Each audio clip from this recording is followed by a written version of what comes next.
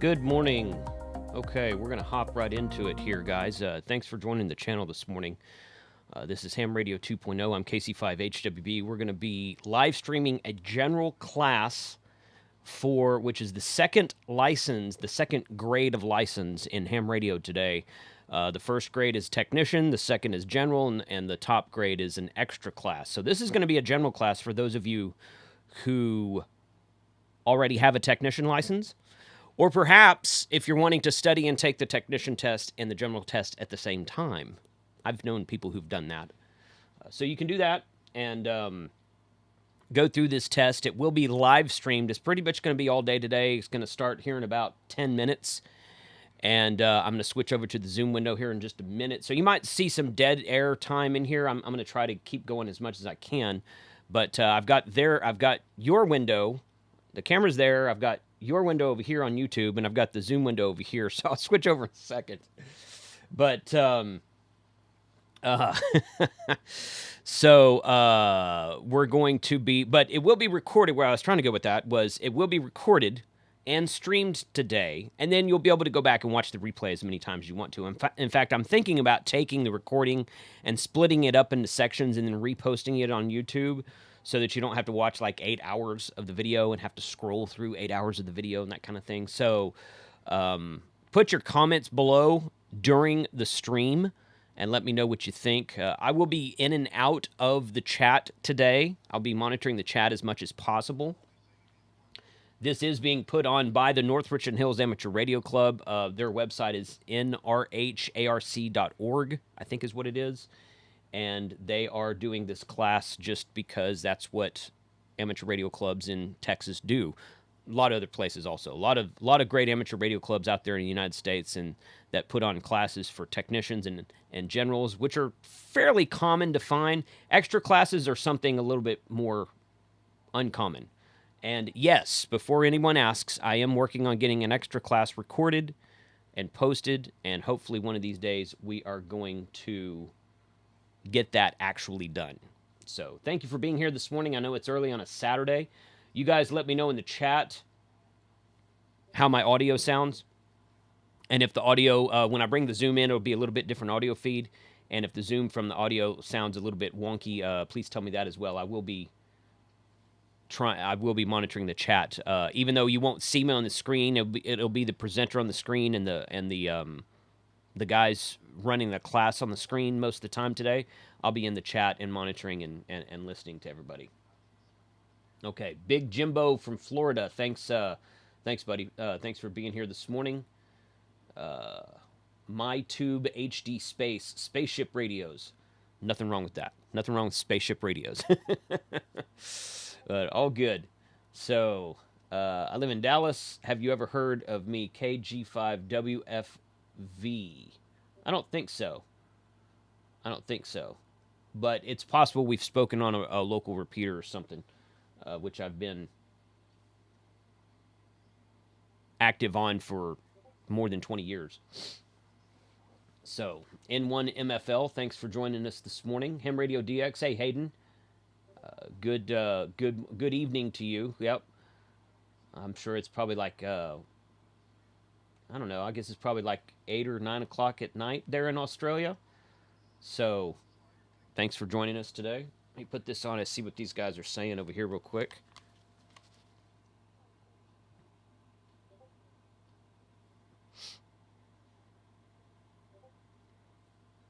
Okay. So they're all still getting set up right now.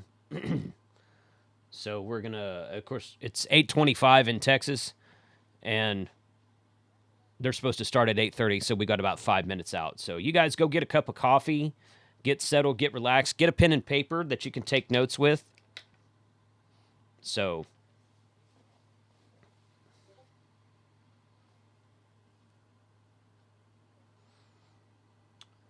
Addison. Terry from Addison, Texas. Tennessee, okay. Mississippi, good morning. Chaz, good morning. Addison, Texas, yeah, that's not far from me. I'm in Grapevine, so it's good to have you here this morning.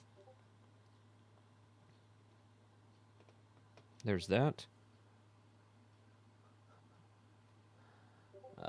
KO4 DMJ from Virginia, good morning. Chicago, good morning. K4 EMM, good morning. Georgia, Gary in Georgia, good morning. All right, let me look at this real quick.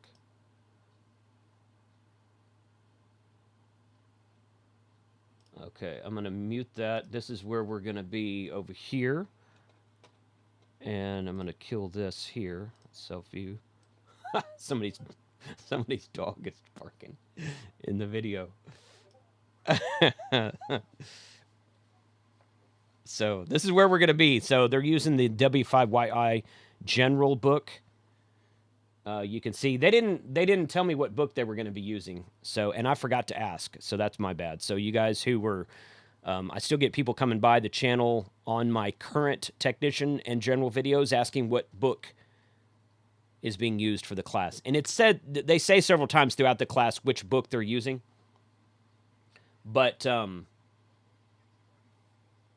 regardless, that general book with the blue cover, it's got Gordon West on the front of it. That's the person on the front of it is Gordon West.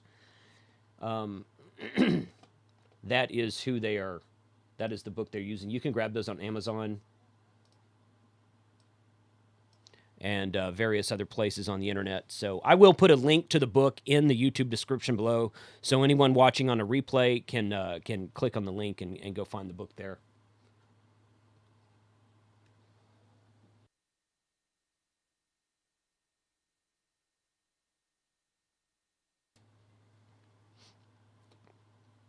Okay, they're talking about starting in about 3 minutes. I'm going to switch over to them here in just a second. These guys, Chaz is asking about an extra class in the chat. These guys tell me that they have a guy in the club that is willing to teach an extra class. So, fingers crossed. That's fingers crossed. That's what that is. Fingers crossed. Hopefully, maybe sometime when I spoke to them before this class, we're just talking about how this Saturday was going to work and everything. And then I told them about the extra. I said, yeah, everybody's going to be wanting an extra class. I've been asked that question for years. And they said, well, we have a guy who's willing to teach it. It's probably going to be like January, but they're planning on doing an extra class. So more to come on that on this series, in my keep up with my email list and that kind of thing.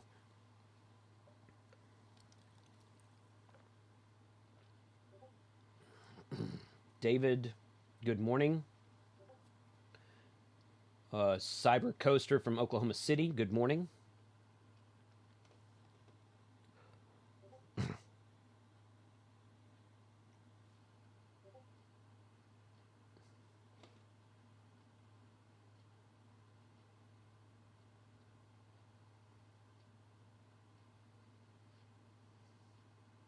And I'll take this whole thing to widescreen when this class starts, so you don't have to look at me the whole time. that general license class there.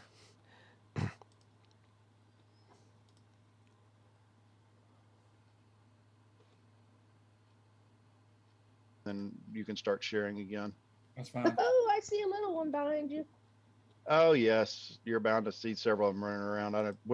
Sometimes I wish I had a background when I'm doing these calls. Hey guys, good morning. Morning, Lowell. Good morning, Jason. We are ready to go over here. Okay. Good morning. Well, we're right at 8:30. So if you want to go ahead and start, Jason, if you want to go ahead and start your live feed, I guess I'll kind of do a quick intro. I would ask everybody that's not a co-host or a host if you'll go ahead and mute yourself. And I'll give me the thumbs up, Jason. When we've got one more coming in here. When you're ready, when you're live, Jason. I've been live for about 10 minutes, but I haven't been capturing you guys until just right now. So I did an intro on my own, and then I pulled your window over just like 30 seconds ago. Okay. All right. Well, I'll try not to get too nervous knowing I'm getting blasted all over the world here. Yeah. Broadcasting to the millions of fans. That's right. Yes. Yeah. Well, hello, everybody. We'll go ahead and get this thing started. My name is Lowell, W5HP. I am the education officer for the North Richland Hills Amateur Radio Club, K5NRH. I do want to thank everybody very, very much for joining our class here today. I do hope it'll be of great benefit. and most of all, everybody will get their green ticket for their upgrade to general. We will be hopefully doing a testing the Tuesday, I believe it's October 6th, more than likely be online. I'll get with everybody as we get a little farther into the class and see how things are going and confirm that information and set that up. Today, Jeff will be KB5WCK. He's our club president. He's going to be covering our morning session. We'll be covering about the first 4 or 5 chapters of the book. And then I will be picking up this afternoon around 1 o'clock after our lunch break. And I'll be teaching this afternoon along with another gentleman by the name of John. Do feel free at any point during the session, if there's a question while we're going through, just unmute yourself, say, hey, wait a minute, I've got a question. I don't understand that. And we'll do our very best to answer your questions as best we possibly can. So with that, I'll go ahead and turn it over to Jeff, and we'll let him take off from here. Good morning, everyone. Glad to see you all in our class. It's always a great thing to grow the ham hobby and help people get a higher license and get more privileges. Tech is a good way to get introduced and you enjoy that. But when you get that general and you get on the HF bands, you're going to really, really enjoy it. It makes a huge difference in the operating, and you get to talk to a lot more people. Lately, with the advent of DMR radio, you can still do worldwide talking, but it's hard to participate in some of the contests because a lot of the contests are HF only, and they're either going to be voice or they're going to be digital. We've participated in probably 3 or 4 contests this year. We did field day as its club and did pretty well. I think we, if I remember right, the guy that handles all the stuff for us told us we had about 13,000 points this year, which was that's the most we've ever had as a club. Of course, it didn't hurt that we were able to spread out and then add everything together because it's kind of hard to get that many people in one spot without interfering with each other. So we're going to go over the general class this morning. I'm fixing to share my screen if I can find the right button. There it is. I'm on a Microsoft Surface, so it kind of sometimes it doesn't show me everything that I need to see. Can everybody see the slideshow now? Just wave or say something. Or... Yeah, Yes. yeah, we can see it. Good, good. I can. Yep. So the first session about passing getting your passing CSCE, it's kind of short. It's not real long. And then the very last one for this morning session about becoming a VE, it's pretty short also. So we're going to try to knock out the first one and most of, if not all of the second one, and then we'll take a break. If you need a bio break or a break between now and then, scream at me, do something to get my attention. Like I said, I've got 2 computers up, so all I'm looking at is the slide screen on the main one right now. So as you see, this is for the general class. It's valid from July the 1st of last year through June 30th of 2023. And you are taking this class through the North Richland Hills Amateur Radio Club. And again, like Lowell said, my name is Jeff Grantham. My call sign is KB5WCK, and I am the president of the club during this term. If you want to reach out to me or you have questions that I can't answer during this thing and you want an answer, we can get back to you. My email is mycallsign@arrl.net. You're welcome to send me an email and I will get back to you just as fast as I possibly can. I try to answer emails fairly quickly because it's a pet peeve of mine when I email somebody and it takes them a week to get back to me, or 2 at least, even to answer, to say, hey, I'm looking into it. So that's one of my pet peeves. So I will get back to you just as fast as possible. All right, so we're talking about CSCE this morning in the first one. Well, is it not? All right, wait a minute. It's not allowing me to change. Hold on, maybe I got the wrong one. It wasn't changing the screen for me. Let's try this one. And there we go. Certificate of successful completion of examination is valid for an exam element for a period of 365 days. So 1 year from the day you pass it, you get credit for it. If it's 366, you're gonna have to take the test again. So on some of these notes and the stuff, you'll see the little down in the bottom right there, you'll see like G1D09. That tells you the question that is referencing in your question pool. So you can kind of go back and review that if you have a question about it. Real quick before we get any further, hopefully you all have the W5YI book, the blue one that was on the cover. Yes, good. Also, I would recommend going and doing a search for the question pools. You can get them out at the VE site. I don't have that link off the top of my head, but you just do a search for ARRL VE question pool and it'll take you right there. I would download that. And this is the way I've always passed my test, except for my tech, which was a long, long time ago. I take the question pool and I read through it the first time and I mark the correct answers with a highlighter or something. And then from that point on, all I read is the question and the correct answer. That will get you to where you can pass the test. And like I told my wife when I talked to her about taking hers, and she's getting ready to start studying for hers, she said, but I want to know the theory. I said, pass the test, get your license, and then I've got a stack about 6 feet tall of books you can read to your heart's content. You can learn the deep theory behind it afterwards if you want to, or you can do it either way, but that's the way I did it. It makes it a lot easier because when you go to look at the question on the test, only one answer is going to look right. So if you've passed your tech, you probably got one of these right here when you passed it, even though you went ahead and got your license. So that's what the CSCE looks like. So what'll happen is they'll put the date that you took the test and passed it and where it was, put your name and all that on there, and then they'll check off everything that you passed. So if you go in and you pass the tech and then you pass the general and then you pass the extra, they'll check off all 3 boxes. And that's a feat if you can do that.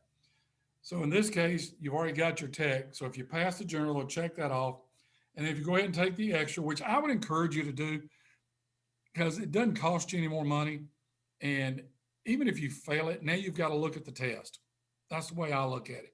Who knows?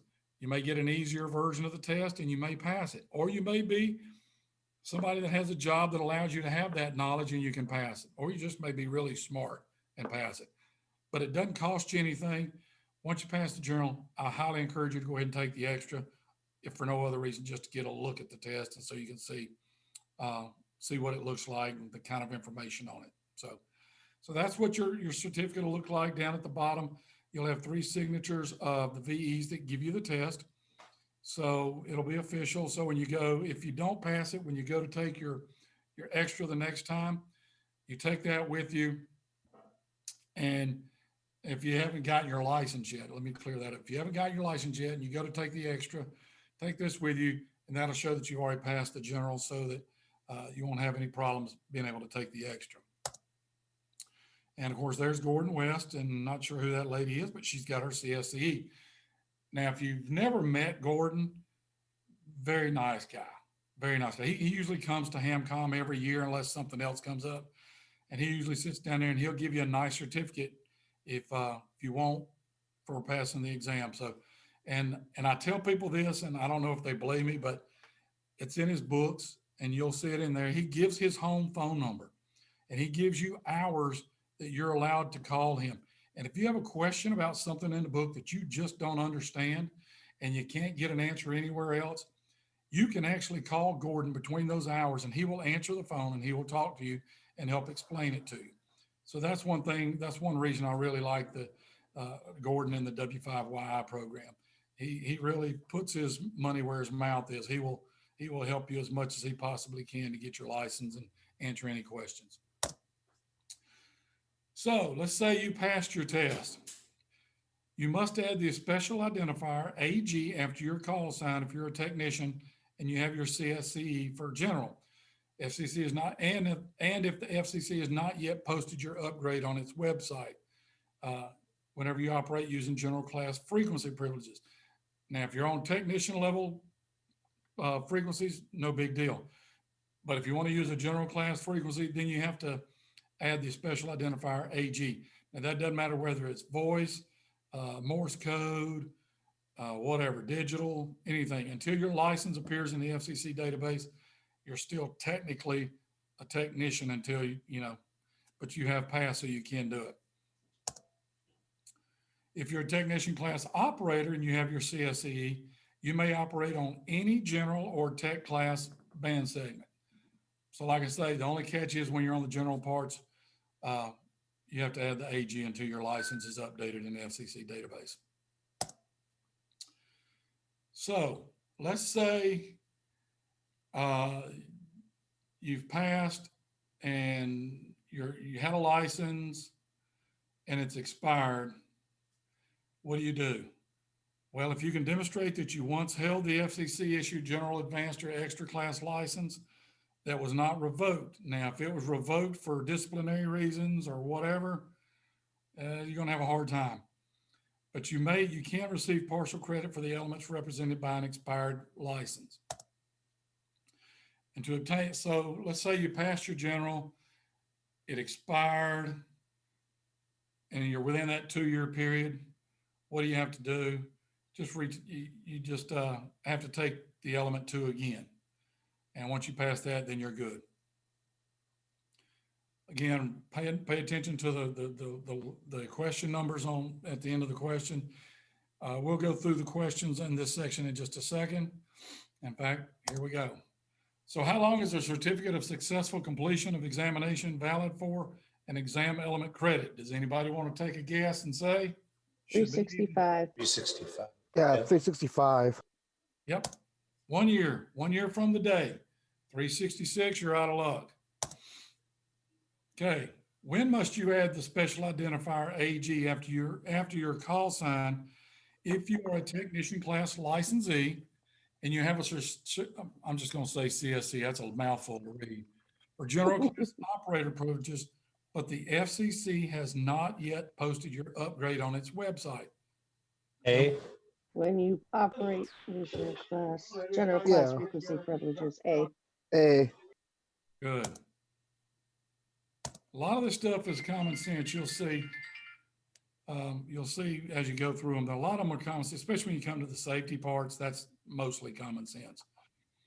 So this question, on which of the following band segments may you operate if you are a technician class operator and you have a certificate of successful CSCE for general class privileges? C. C. C. Okay, good. And in the next section, we'll go over the different bands, and we'll show you where you're eligible. Hang on, just let me mute this phone so it doesn't go off again. Oh, where'd it go? Where's the airplane? Okay, there it is. Now I won't get interrupted again. Who may receive partial credit for the elements represented by an expired amateur radio license? Keyword here is expired. That's That would be Which one A. was it? A. A. Yeah. Yep. Right, Any person that can demonstrate it. right. You have to demonstrate that you held it and it was not revoked by the FCC. Yep. Keyword revoke too. Yes, then that's the answer. If it's yes, and let me see if I can go back here real quick. Yes, so the keyword in the answer is expired, and then the key answer in the keyword in the answer is revoked. If it was not revoked, then you can get it back. So we'll show it again. There we go. So what is required to obtain a new general class license after a previously held license has expired and the grace period has passed? D. The answer would be D. Good. Just retake the element 2. You don't have to go back and take the tech and the general, just have to take the one that's expired. All right, so those were fairly short. I told you that first section was short. So now we're going to talk about your new general bands. I can't talk. Where are you going to be able to operate that you don't now? Because as a tag, you do have some HF privileges, like on 10 meter, and I used to consider 6 meter HF, but it's really not, it's VHF. So there's some on 10, and I can't remember the rest of them off the top of my head because I've been on the HF bands for so long. It's just, anyway. So we're going to talk about that now. So here's a chart. And if you want a copy of this chart, just email me. I'll send it to you. Because what I did is I took the chart and I went through and highlighted just the general sections. And I don't know if you can tell it, but there's a yellow bar around the general sections. So when you have a split like on 20 meters, you have extra, advanced, and general. It'll show you the general and they'll be highlighted in yellow. If you want that, just email me. I'll send it to you. Otherwise, you can probably read it yourself. I just try to make things a little easier for people. But as you see on some bands, you get all the frequencies that everybody else gets, and that has HF privileges. Then others, they're split. You'll notice also, and we'll talk about this a little bit later, if they're split, usually they're at the top end of the band. So like on, let me see, okay, 15 meters, you'll notice that general's the last group down there at the bottom, and there's a gap in the middle between their band privileges where extra and advanced have that general don't. So it's not a huge gap, but it can make a difference in DX and that kind of stuff. Again, if you want it, just email me, I'll send it to you. So general class operator frequency privileges. So on 160 meters, you see there, you have all of the privileges as the same as advanced and extra. And you'll see this chart, and there's several of them out there. I think Kenwood makes a nice one if you can get it, that shows the different, where different types of operating can operate in the band. So it makes it a little easier. But on 160, you can do CW art ready, you can do data phone, image, which is slow scan TV. You can do all that on the whole band. I mean, you got all those privileges. So your operating privileges on the 60-meter band, you get all the same privileges as generals, as advanced and extras. But the one thing about 60, notice here, there's only 5 frequencies you can use. It's not a band gap. You got 5 different frequencies. And I think this one's a little out of date. I'll have to go back and double check this, because at the bottom, well, it says CW ready, data, phone, and image, and data could be digital, because I know they've added 60-meter digital to FT8. And if you've never done FT8, when you do FT8, you're going to get hooked, because you can work all over the world in just quick time.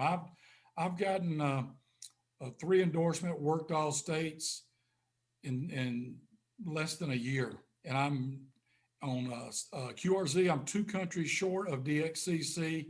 And on ARL's Logbook of the World, I'm only 10 countries short of DXCC. DXCC is just essentially, you've worked 100 different countries and confirmed them around the world. And that takes some people a long time. With FT8, it makes it a lot simpler, and some people think it's kind of cheating, but hey, it's a ham radio. It's an authorized mode. So, use it. That's what I do.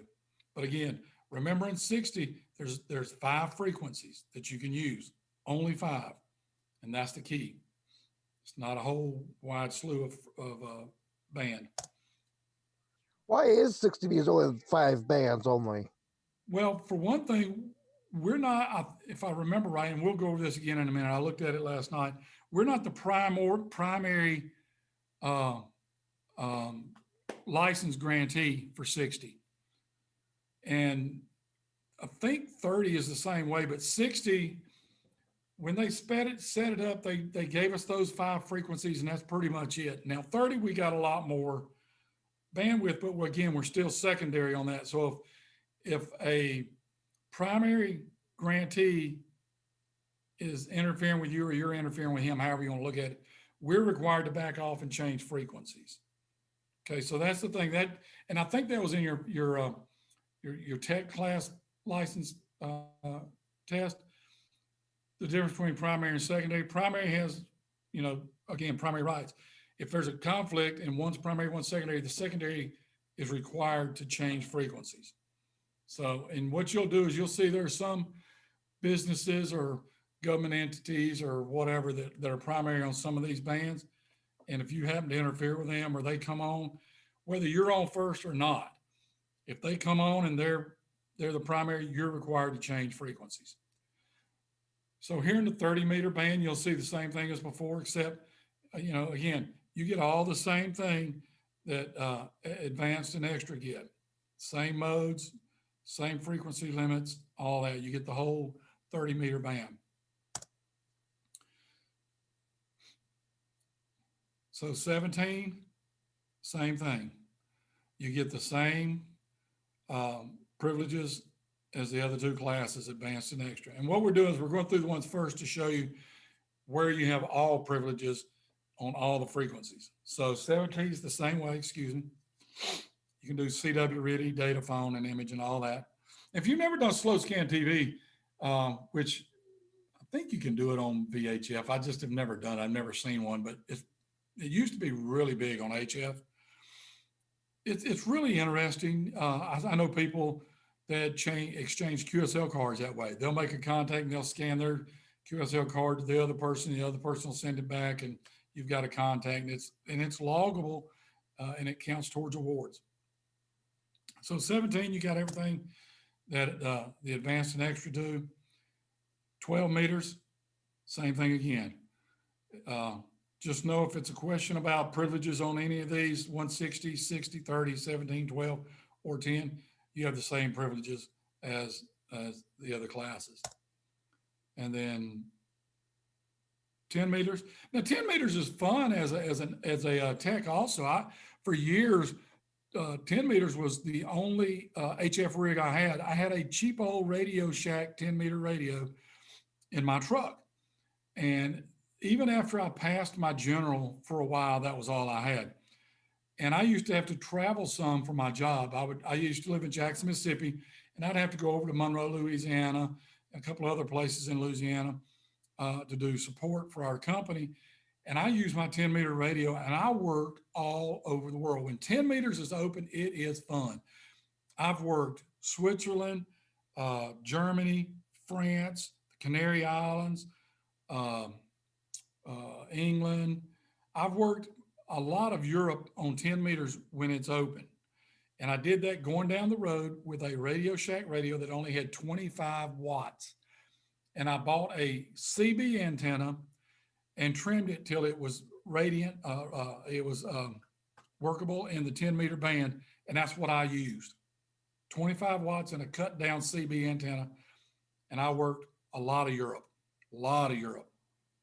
So even as a tech, if you can get a 10-meter radio, you can do a lot of DX if the band's open. 10 meters is not open a lot right now, but I would encourage you to go to a site, pskreporter. I think it's info. I just save it. I don't even look at it anymore. And you can change to the 10-meter band. You can see where, from your location, where it's open from. And there's several other propagation sites out there. And and speaking of propagation, if you're interested, our club meeting this month, and this is a shameless plug for the NRHARC, is next Monday night. And we're going to try doing it in live, and I got to get over and test the Zoom connection. And if you can't make it, we're going to do a Zoom, and we also live stream it on YouTube. But one of our club members that's been a ham since I think Noah came over on the ARC. He's going to do a presentation. It's going to be about 45 or 50 minutes long, but he's going to do one on propagation. So that'll be very interesting. I'm looking forward to that myself. Now I have a question. What about 40 meters? We'll get to 40 meters in a minute.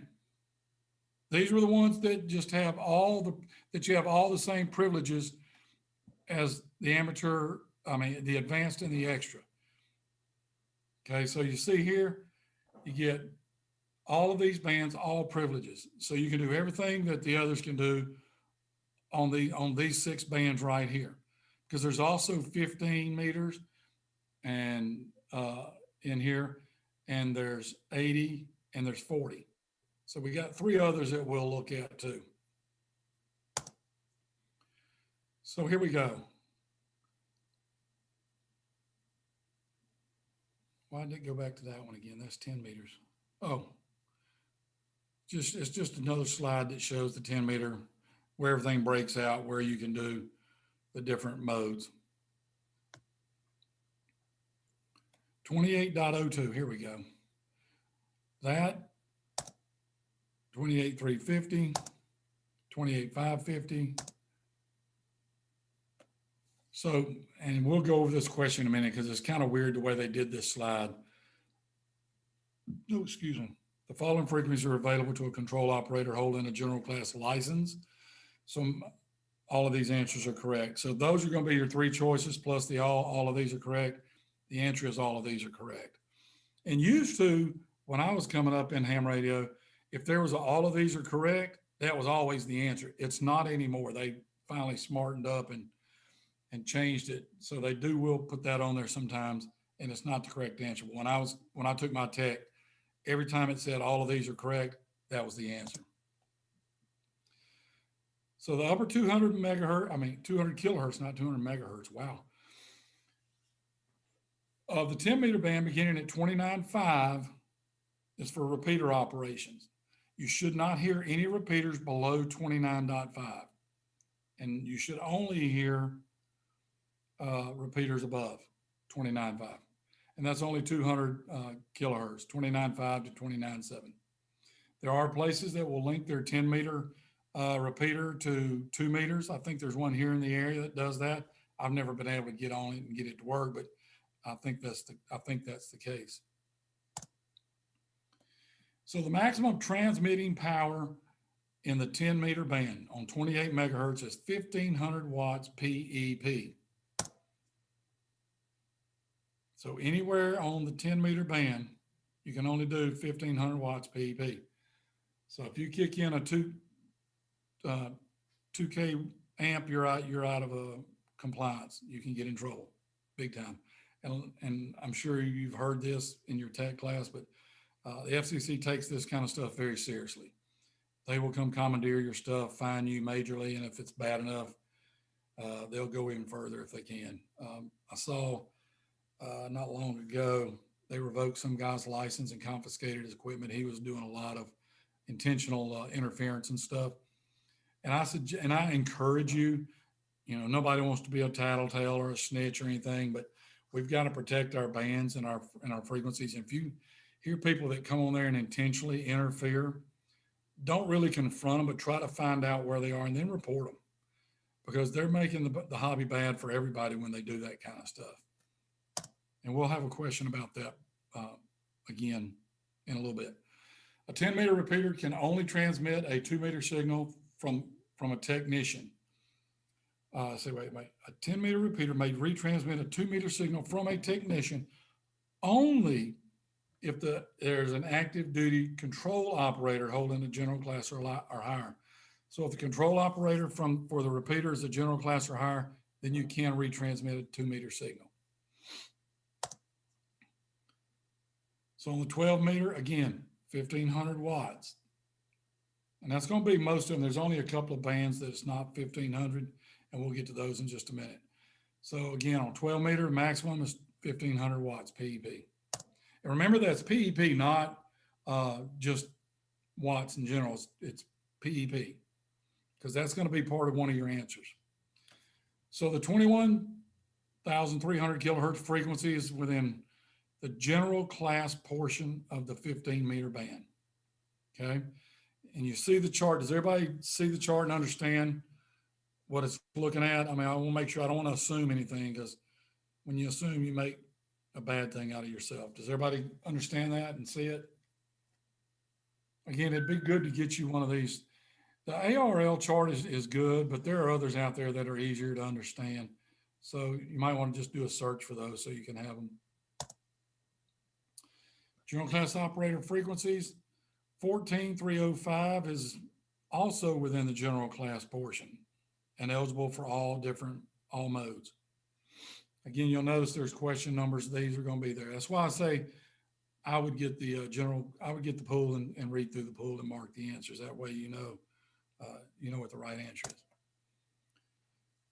So the power output limitation on the 14 megahertz band is the minimum power necessary to carry out the desired communications. Technically, this applies to all transmissions. So basically, if you can carry, for instance, in FT8, they really don't like you using over 30 watts, period. But I know people, and I've seen people, I saw some guy bragging he was using 400 watts, and I'm like, wow, it's overkill. I mean, I can work the world on 30 watts or less, but you know, technically you're supposed to use only the amount of power necessary to carry it out. I usually start low, like on FT8, I'll usually start low. And if I'm trying to work a station and he's giving me a good, I can see him really good, but he can't see me, I'll bump my power up a little bit at a time until he sees me. And then I know I'm at the level that I need to be. So the measurement specified by the rules, FCC rules, is PEP, or peak envelope power. Now the formula is there on the side. Don't ask me to calculate one for you. I don't ever do that. I've never done that in my life, but just so you have the formula, there it is. If you want to write that down, you can find it on the internet, and you can probably find some examples and some tutorials on how to calculate that. I'm only running 100 watts off my radio, so I don't know that I'm gonna ever be in trouble for that. Phone operation is prohibited on the 30-meter band. That, remember, and image is prohibited. So 30-meter is basically digital only. You cannot talk on the 30-meter band, and you cannot do slow scan TV. You can do CW, you can do RIDI, and you can do like FT8, FT4, and the rest of the digital modes. You just can't do image transmission. And the reason is it takes up a huge bandwidth to do image transmission. Okay, here's one of the exceptions. Excuse me. On the 30-meter band, you can only use a maximum of 200 watts. And again, if I'm remembering right, we'll go over this in a minute. It'll pop up to me. I've had a lot going on this week. We're a secondary service on that band, if I remember right. So that's why they limit our power. Again, you can do, CW, RIDI, and data on it only. And data is considered digital. So on the 40-meter band, somebody asked about that. Here is the chart. On 40 meters, generals start at 7175 and go to 7300. Okay. You can do all modes. And I don't know if you remember from your tech class, 40 meter is a lower sideband mode for voice. Okay. For FT8, FT4, the digital modes, it's upper sideband. So what that means, if you're doing voice on the 40-meter band, do not transmit any lower than 7175, because your signal is going to be roughly 3 kilohertz. And if you go down to say 7176 and you're talking and you're going to be lower sideband, you're going to be transmitting outside your privileges. Same thing on the upper end. If you're doing digital or something, do not go to 7250. I would not go over 7247. The digital modes for FT8 and them are a little bit smaller than that, but it's better to just not take that chance. You don't want to be transmitting outside your privileges. That's a major no-no. But you see there's a gap in the middle from 7125 to 7175. So there's a 50 kilohertz section there that you're not able to use, that the other two classes are. Okay, the frequency allocations of ITU Region 2 apply to radio amateurs operating in North and South America. So if you see a question about your ITU region, you are Region 2. Under FCC jurisdiction outside of ITU Region 2, frequency allocations may differ. Okay, so elsewhere in the world, you're transmitting on their airwaves, you're going to have an agreement to even transmit over there. So you're going to have to follow their band plan over there. 60 meters is the only band with restricted communication on specific channels. Okay, and there's the chart again. It shows those. 5 discrete upper sideband voice channels. Now again, I think this one is wrong, because I know there's a 60 meter approved FT8, which is not voice, but it is upper sideband. And I think I'd have to look, I think it's 5.375 maybe. I think that's it. I don't know it right off the top of my head, but there is another one for FT8 that is approved and FT4. So actually there's 2 more approved. No Morse code, no data on those 5. So it's voice only. 2.8 is the maximum bandwidth permitted by rules for amateur radio stations in the 60-meter band. On the only upper sideband again, try to reiterate that so that you know. And if you're going to use voice on 60, you need to turn off your speech processor or else you will exceed the 2.8 kilohertz bandwidth and be out of compliance. Maximum power is an effective radiated power of 100 watts PEP with respect to a dipole. Okay, there's another requirement on 60 meters also. So limitations of effective radiated power rather than transmitter power. And also it requires that if you're on 60 meters, you're required to keep the gain of your antenna on the 60-meter band if it's anything other than a dipole. So a vertical, a beam, you got to keep a record of the gain of your antenna when you're using 60 meters. Dipole gain is 0. So anything over 0, hopefully you don't use one that's under 0 because that would be kind of wild. And you must not exceed 50 watts on 60 meters. And you keep it in your logbook, even though and that's kind of a weird thing because you're really not required to keep a logbook per se, but I would keep a notebook nearby. And especially if you allow, for a couple of reasons, for this reason here, but also say you're a general class and you have somebody come over and you allow them to use your radio.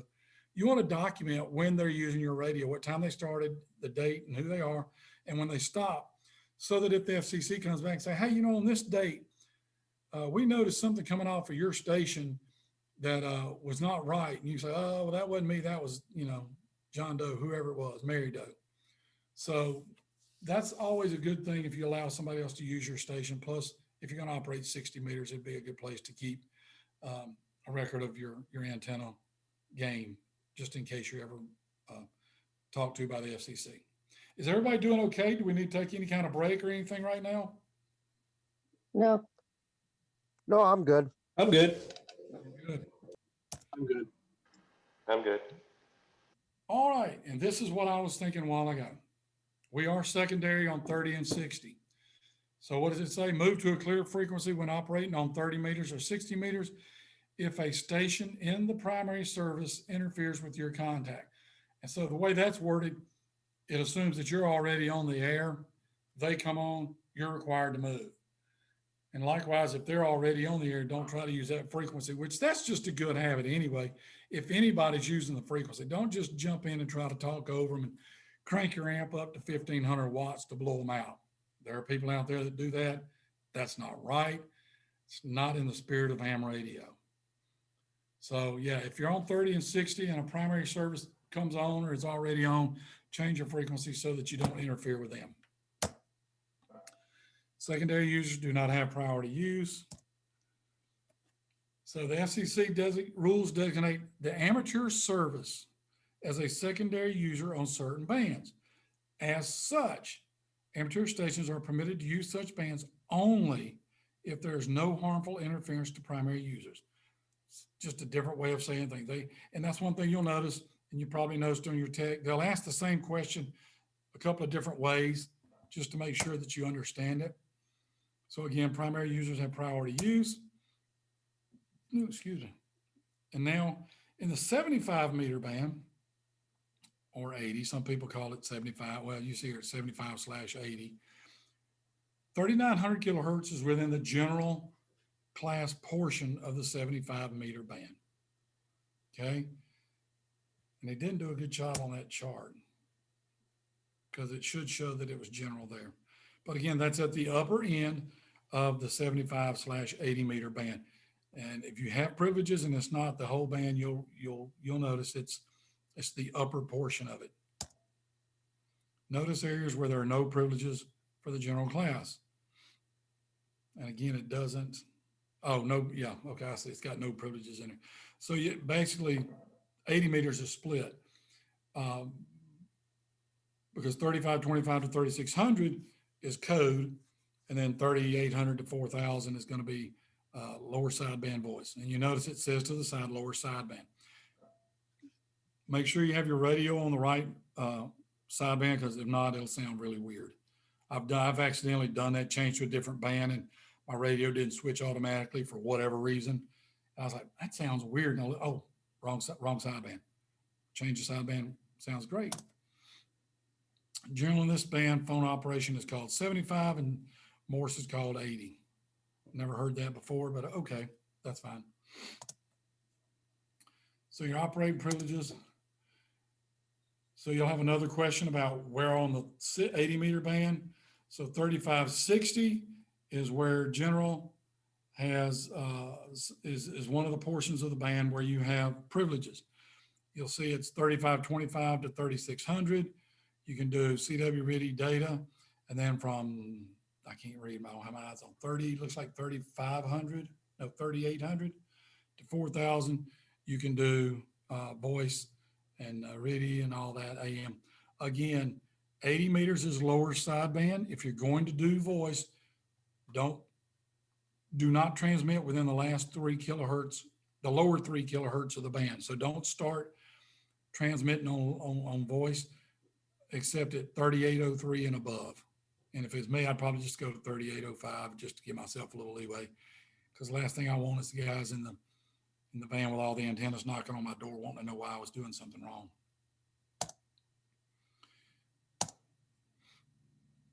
So a general class operator is permitted to run up to 1500 watts of peak envelope power on the 160 meter band.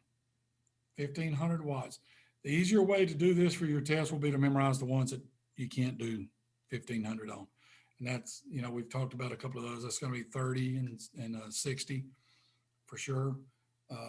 So it'd be easier. And then if it's not a question about those, then you know it's 1500 watts. Yep, 1500 watts on all bands except 60 and 30. So just remember that if it's a 60 meter band or a 30 meter band, the answer is definitely not 1500. And you'll have to memorize those two separately because they're different. However, again, always run the minimum power necessary. I've had people that would just crank up over the top of me and just fire up, you know, and you know they hear you because 100 watts, because they're near you. They're not, you know, you're in Texas, they may be in Arkansas or whatever, so that you know they hear you. They just do it to do it because they want to take control of the frequency. You'll also hear people say, this is my frequency, you need to get off. Technically, it's not your frequency, but you're in use, so I will leave. And I've also had people that I've listened to a frequency for 5 or 10 minutes, nobody uses it. I jump on, I call CQ, and then somebody jumps on, hey, this is our frequency. No, I listened for like 10 minutes, nobody was using it. You need to move. And that, you just, you know, be polite about it. And if it really gets into a really big argument, just move channel, just move frequencies. That's the simplest thing to do rather than create a big brouhaha on the air, because that doesn't help anybody and it doesn't make us look good as hams. Because not only hams are listening to the ham bands. Before I became a ham operator, I listened to them on scanners just to hear people talk. I worked night shift and I'd do anything I could to stay awake, and I listened to ham radio operators on a scanner. So just always remember that, you know, not only hams are listening, and always try to conduct yourself in a good way that would bring, what's the word I'm looking for? I don't want to say honor, but basically make ham radio look good.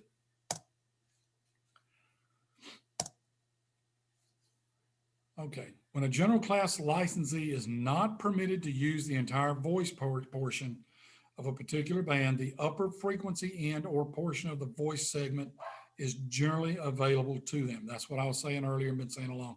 And you'll see here in the 20 meter band, the general starts at, it looks like 14, and this is 14,225.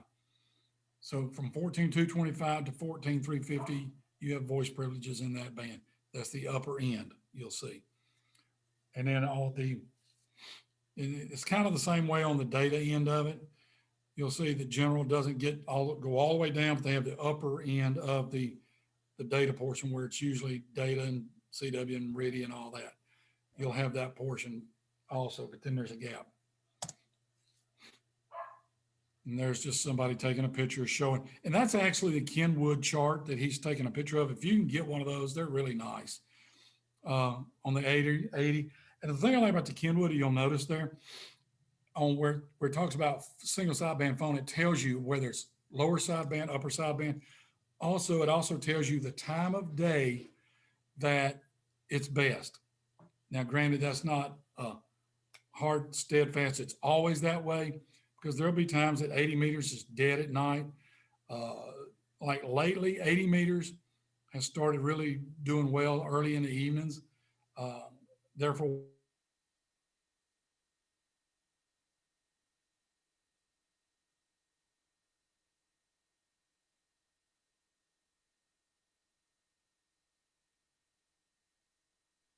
Did we lose everybody? I I'm have no audio. Oh, there I'm you still go. here. I think we lost Jeff, maybe. Yeah, I'm still Yeah. here. Okay. Yeah, well, I'm still then here How too. do we get? Oh, might be What? latency. yeah, it looks like it's latency because it just popped up on my other one. Oh, yep. You're back, Jeff. Okay, cool. Yeah, and it may be that I'm running two machines. I may need to turn the other one off. Oh, you can tell we're paying attention. Yeah, true. Exactly. So again, we're at 60, and on 60, you only have 5 channels that you can use. Let me turn this other one off. I'm afraid it's, let me just, I think that may be part of it. Okay, maybe that'll help the latency issue. And I'll just have to trust that y'all are all still there and I'm not talking to myself. So we talked about 6 meters just a little bit earlier. I mentioned that it was actually a VHF. I always thought it was HF, but it's actually VHF. So you'll see here the 50.1 to 50.125 megahertz band segment is used in a voluntary basis called the DX window. Do not use that portion of the band. That's not a do not. You should not use it for US contacts. Use it to try to reach across the pond, down in the Caribbean, wherever. That's mainly for DX. Not saying you can't get DX in the other parts, but if you're going to work DX, that's usually where you'll find it if it's open. And 6 meters is another one. When it's open, man, it is fun because you'll get stuff all over the place coming in. And that's actually, I want to say that's actually available to text also, if I remember right. I have to go back and look at the chart. Okay, do we need to take a break now? Before we go through the questions, does anybody need a break? Yeah, I could use a break. Get another soda. It's 9:20. So let's give everybody a 10-minute break and let's come back at 9:30. Roger Dodger. Thank you. Okie dokie. Thanks, guys. All right, sounds good. I know I don't think there's only one lady. Don't mean to leave you out. That's me. All right, see you back at 9:30.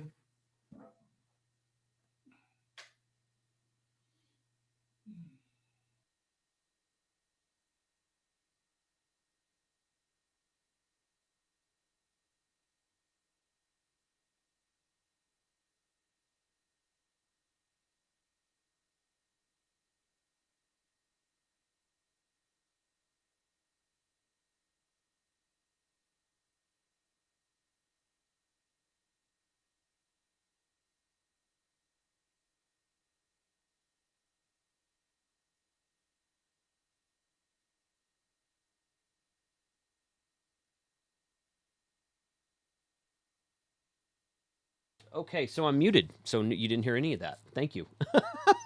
See, I muted myself so that you wouldn't hear all the stuff when the presenter was talking, and I forgot to unmute. I should move that.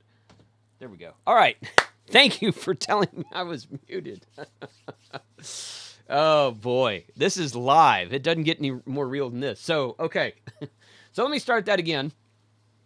We've these guys have a Zoom session going that are, and there's like 15 or 20 people in the Zoom session. And people are sometimes raising their hands or speaking up and asking questions. So if someone in the chat who's watching on YouTube or watching on Twitch or Facebook, this is actually being streamed to my YouTube channel, my Facebook group, and my Twitch channel today. It's 3 streams going.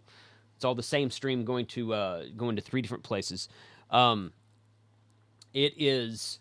But if you guys have any questions while this is going on, I'm trying to monitor the chat as much as I can. So put your question in the chat. I'll be happy to speak up myself and ask a question on behalf of you in the Zoom session that I am a member of. So hopefully, okay, yeah. So somebody just said no audio after the fact, but Nikki, it should be good now. Let me make sure I'm in here. Yeah, that's good. So should be all good in there now. But yeah, I put a link to the book in as a pinned comment in the YouTube chat. I also put it in the chat earlier. It is the W5YI book on Amazon. There it is again. I'll just put it in the chat. If you guys are watching on Twitch, then you're good to go. The chat will transcode between Twitch and YouTube with no problem. If you're watching on Facebook, this is a Facebook limitation. We can see you guys. If I'm watching the YouTube chat, I can see it when people chat from Facebook. But when I reply to you on YouTube, you don't see that on Facebook. I pulled up the Facebook feed on my phone. I've been trying to reply to people in there as well. But that's a limitation of Facebook. They don't like other chat services coming onto their platform, but they're okay with other chat services pulling chats off of their platform. So I can see everybody in the YouTube feed. I can see YouTube, Twitch, Discord, and Facebook. And everybody else can see everybody else too, except for those of you watching on Facebook. You guys won't see us reply to you. So they said that they were going to take like a 10-minute break and come back at the bottom of the hour. So I've got 9:23 a.m. in Texas right now. If anybody has any questions, please do post them in the chat. Chaz says, Tech does give full privileges on 6 meters. Yes, Tech gives full privileges on everything over 50 megahertz. Technically, 6 meters is VHF, because VHF starts at 30 megahertz and goes to 300 megahertz. So everything VHF and above in the amateur radio bands, technicians have full privileges on. That's why when you see radios for sale, it'll say HF and 6 meters. It'll say, like the IC7300, HF and 6 meters. The FT891, HF and 6 meters, because 6 meters is not an HF band, it's a VHF band when it comes down to it. So let's see. My God, yeah, there was a point in time there where I guess his connection dropped or his audio dropped, whatever. It came right back like 15 or 20 seconds later. I was about to come back and take over, might just take over my feed. I can't take over his Zoom session. That's their Zoom that they're using, but I'm grabbing their Zoom and piping it out to my channel with my software here. So if it does kind of jack up later, and if they have some kind of failure, I am watching that, so I'll come back, but I don't want to do that too quick. He came back, like I said, 10, 15, maybe 20 seconds later, and sometimes Zoom drops out, internet, blah, blah, blah, you never know. So we're all good there. So yeah, definitely take a few minutes, guys, get up, stretch, go get another drink, go get some more coffee, whatever you're doing, and come back, and we'll get started here in about 5 minutes. I am going to step away from myself for a minute because I'm not seeing any questions in the chat. If you have any questions in the chat, feel free to bring them whenever you prefer. Michael says, what is the Tech limit on 10 meters? you're talking about power limit or frequency limit. You know, you would have to get, if you get one of those band plans they were talking about, it shows the frequency limitations of tech, general, and extra on all bands, 10 meters in all bands. Frequency. So I think it used to be like frequency for single sideband on 10 meters used to be 28.300 to 28.500. I know there's been a proposal in there to add FT8 privileges on a certain segment of the band for technicians on 10 meters. I don't think that's gone into effect yet. Last I checked, band plan right there. Let me pull this up, and I will tell you exactly what this is. So 10 meters, general. Yeah, technician for CW data is from 28.0 to 28.2. CW beacons are from 28.2 to 28.3. And technician phone, which is voice operations, 28.3 to 28.5. I don't know if they're planning on expanding the phone privileges, but they are talking about adding FT8 and digital mode frequencies to the technician guide. So let's see if they're coming back yet. Chaz, yes, this will be replayable on YouTube after the fact.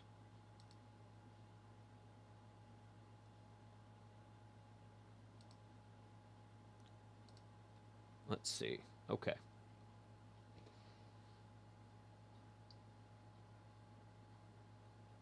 Gotcha. Thanks, Michael. Thank you for the question.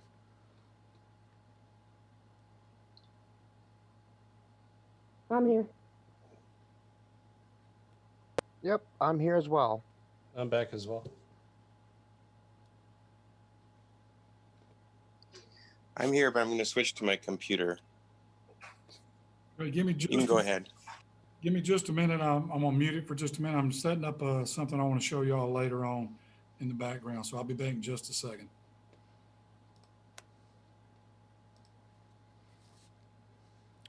Good deal. Okay, so they're still working on stuff there.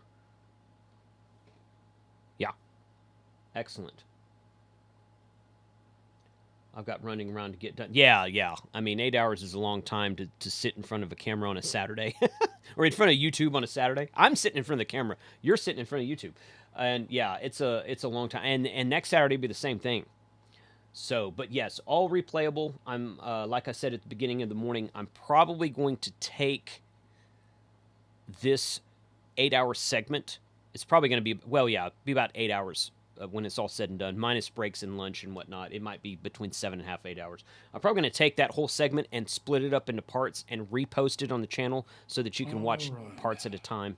We'll see what happens with that upon completion of the course.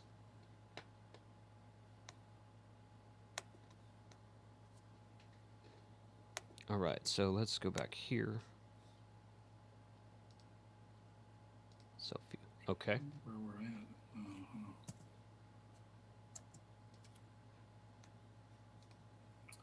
Not sure if I'm on the right slide or not. I think we've done more than 38. That's what happens when you close something down and then. Jim, this will go all day till about 5:30 this evening. They're going to take a lunch break. They said around noon, something like that. So the actual class will go all day. No, that's not right. Yeah, that may be right. Okay. Whoop, not snooze. All right, is everybody back? Here. Here. Okay. Well, trying to figure out if I was on the right. I'm here. Trying to figure out if I was on the right slide or not. I've actually given you the answer for the first question. So anyway, before we do that, real quickly in the background, I was setting up an FT8 session remote from the front of my house back to my rig and my computer back there. I'll I'll do a demo of that in just a few minutes, maybe before we get into the VE stuff, just so you can kind of see what's going on. So let's start with the questions now. And on the HF medium frequency bands, on which of those is a general class license operator granted all amateur frequency privileges? And by me trying to figure out where I'm at, you've got the right answer already highlighted. You'll notice that, and the key to this question is that the license holder is granted all amateur frequency privileges. Excuse me. That just means that you've got the whole band to use. And there are others, you know, we talked about some of those where you don't have the whole band. So which of the following frequencies is available to a control operator holding a general class license? Oh, All the above. Right. And Yeah, again, all above.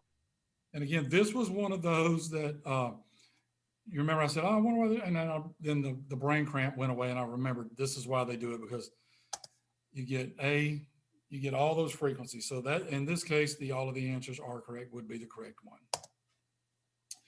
So what portion of the 10 meter band is available for repeater use? Keyword is repeater.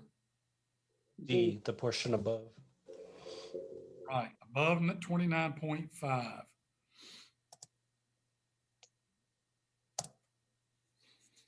Okay, so what is the limit for transmitter power on the 28 megahertz band for a general class control operator? So first question before we answer that, which band is the 28 megahertz in? 10 meter. 10 meter, okay. So what is the transmitter power limit for that band? C.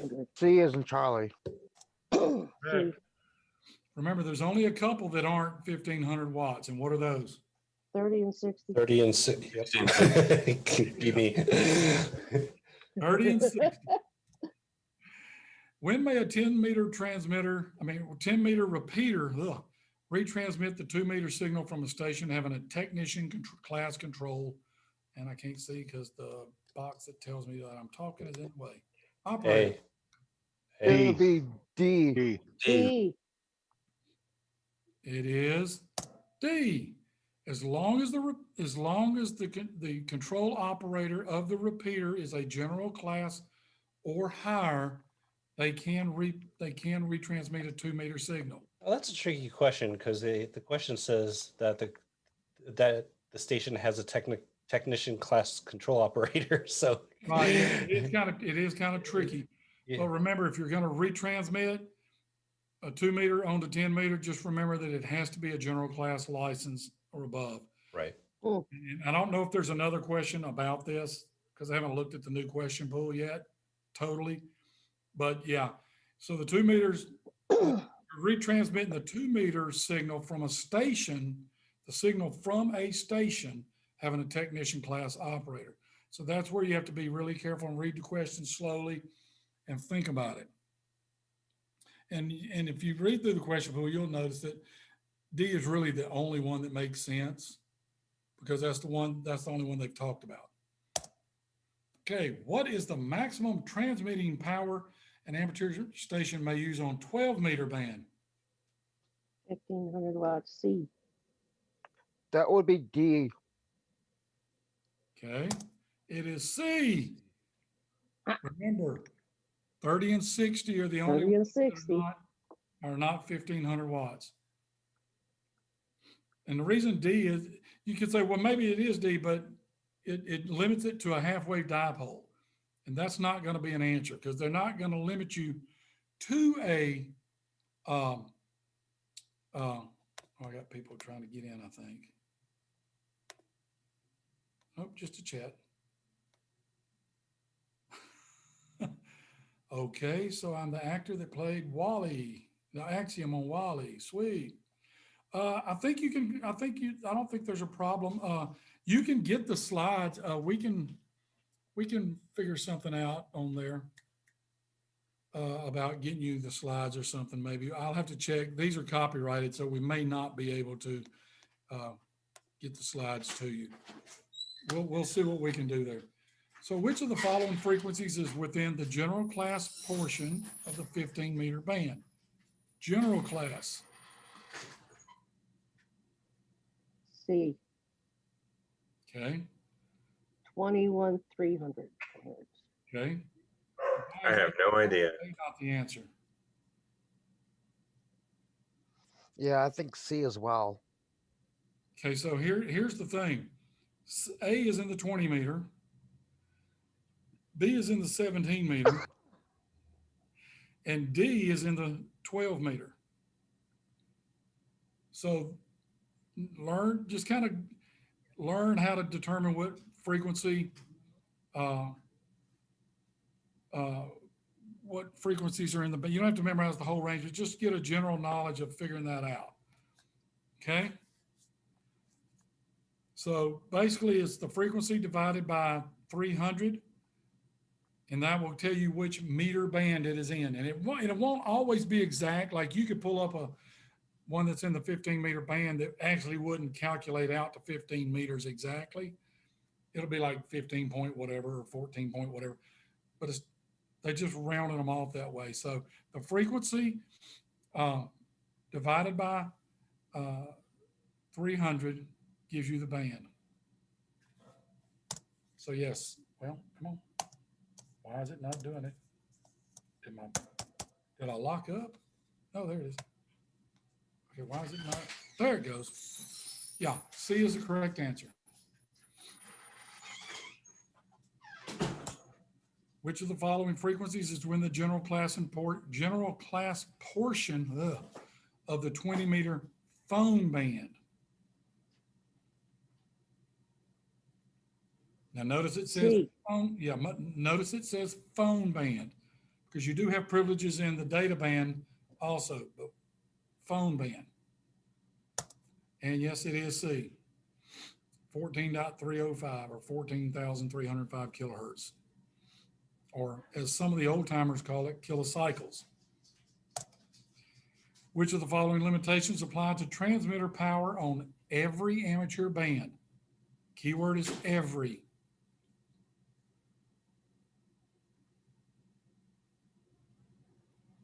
A. Right, because we know it's not D, because we know 60 and 30, you can't use 1500. We know it's not 200 because that's not all bands are the same.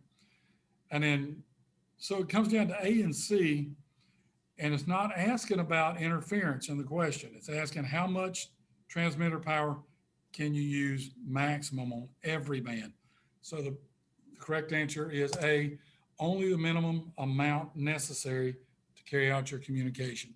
Again, that may be 5 watts, that could be 100, and on some bands, it may take 1500 watts to make that contact.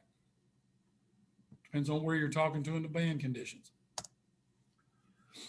What measurement is specified by the FCC rules that regulate maximum power output? D. D. D.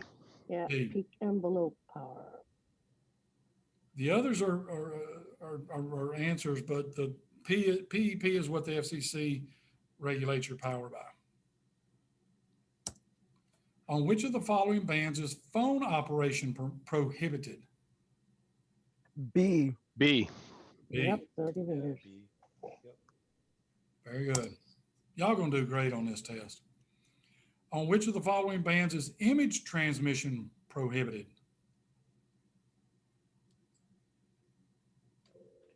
D. Yeah, D. No, it's B. That's 30 meters. Oh, darn it. Yeah. 30 Ooh. meters. Oh, right. Digital only. CW, my FTA. instincts were saying Yeah. that. Yeah. It's kind of odd because really image is a digital format. So is FT8. So is, technically CW is, well, no, image. Okay, it says image. Never mind. Sorry. Boop, doop, doop. Never mind. Forget what I just said. Brain cramp. I time. am following along with on this book that I was told to purchase Yeah. for general class. Has everybody gotten that book? Yes, I do. I do. And it gives you everything I'm just highlighting all the answers on it. So And that's a way to do it too. If you don't want to download the Yep. question book, if you got the book, yeah, read through it and highlight the right that's answer. all I'm doing is highlighting the answers to it. And I think I did this the night before last, and I was going through a bunch of these already. So if I'm popping up the answer, it's the reason because I'm looking at a book. See, you're not supposed to say that. You're supposed to say it's because I'm really smart and I know this stuff. But then you said, "Oh boy, we're all going to do real well." I'm like, Yeah, you will. You'll do fine. Yeah, we all do Actually, great. and actually, that's what I did for my tech license. I got my tech license back in 1992, and I was in '94. I got it in 92, and I got it because my boss that I worked with was a ham radio operator, and we worked graveyard, and he'd come to work every night and tell me how he talked to the missionaries down in South America on 2-meter sideband, which not a lot of people do anymore because the bands are just kind of dead right now. But when the bands were open, and in 92 was a massive solar cycle that was great. I talked all over the country on 2-meter sideband, all over the world. I mean, all over the country, easily. I worked FM repeaters. I lived in Jackson, Mississippi. I worked FM repeaters in Mobile, Alabama.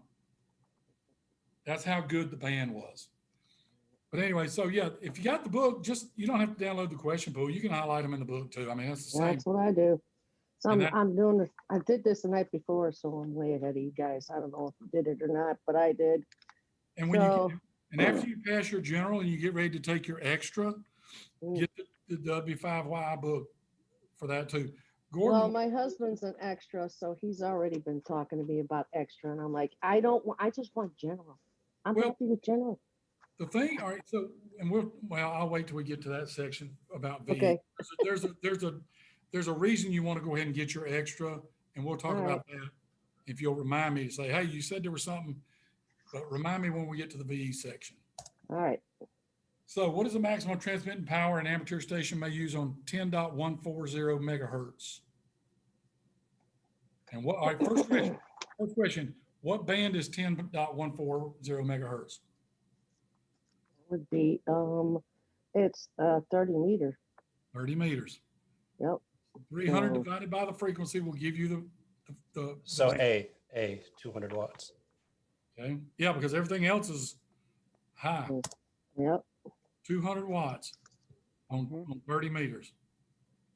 This book is nice, by the way. I have to tell you, I do like it.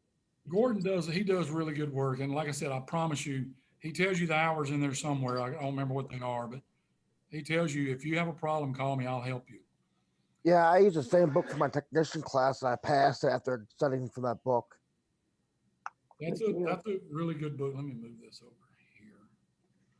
Okay. So which frequencies is in the general, class portion of the 40 meter band? I was trying to click to make sure I was back on the slide. Hey. I think. Yeah, everybody got that one right. Uh-huh. All right, so we'll go to this one. The frequency allocations of which ITU region apply to radio amateurs operating in North and South America? Region 2. Region 2. Region 2, C. Which is C. Which of the following may apply in areas under FCC jurisdiction outside of ITU Region 2? D. Yep. Frequency allocation. Yep, D. Very good. I'm telling you, you guys are going to pass it. Which of the following amateur bands is restricted to communication only on specific channels rather than frequency ranges? 60 That would meters. be A. Would be what? A, 11 meters. 60 meters. No, 2.8 kilohertz is what? Mm, Where did you get 2.8 kilohertz? I'm sorry. Am I on the wrong one? Okay, hang on. Yeah.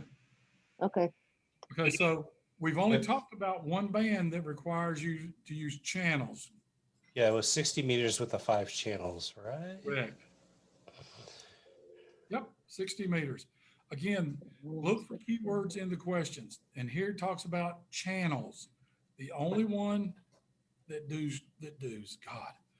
does channels is it's been a long morning already, I promise you. I hear you. All right, what's the maximum bandwidth permitted by FCC rules for radio stations transmitting on upper sideband frequencies in the 60-meter band? A? D. Okay. We've only talked about one bandwidth, correct? Yeah. So 2.8. What is the maximum power limit on the 60-meter band? And this is a tricky one now. That's C. Yeah, Right. C. 60 meter was a tricky one. Right. 60 meter says it has to be in relation to a dipole, and that you also have to log it in your logs of what that gain is. Okay? Everybody understand that question? Remember, 60 and 30 are only two oddballs. Right. 60 is really odd because you can only use channels and you can only use 100 watts. All right. Which of the following is required by the FCC rules when operating the 60-meter band? We just pretty much gave that away. Oh, yeah, A. Yep, A. Yep, if you're using anything other than a dipole, which has zero gain, you got to keep a record of the gain of your antenna.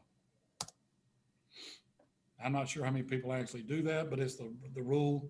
It'd be a good idea to do that. I'd have to figure out what the gain is on mine. I've got a vertical that works 160 all the way down to 6.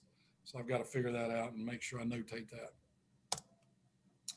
What is the appropriate action if, when you're operating on either the 30 or 60 meter bands, a station in the primary service interferes with your contact? D. Yeah. Yeah, D. Some people think B is the answer to everything. Increase your power to overcome the interference. Yeah. They really do. They'll crank it up. And since they are the primary, that means they get it before you.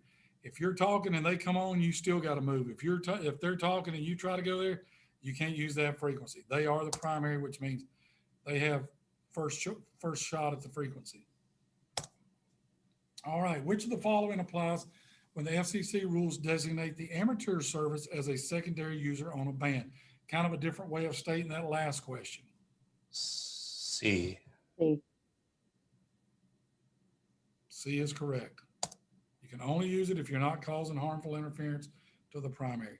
Again, the last two questions are basically the same thing, just reworded a little bit. And just know that on 30 and 60 that we are secondary users. We are not primary.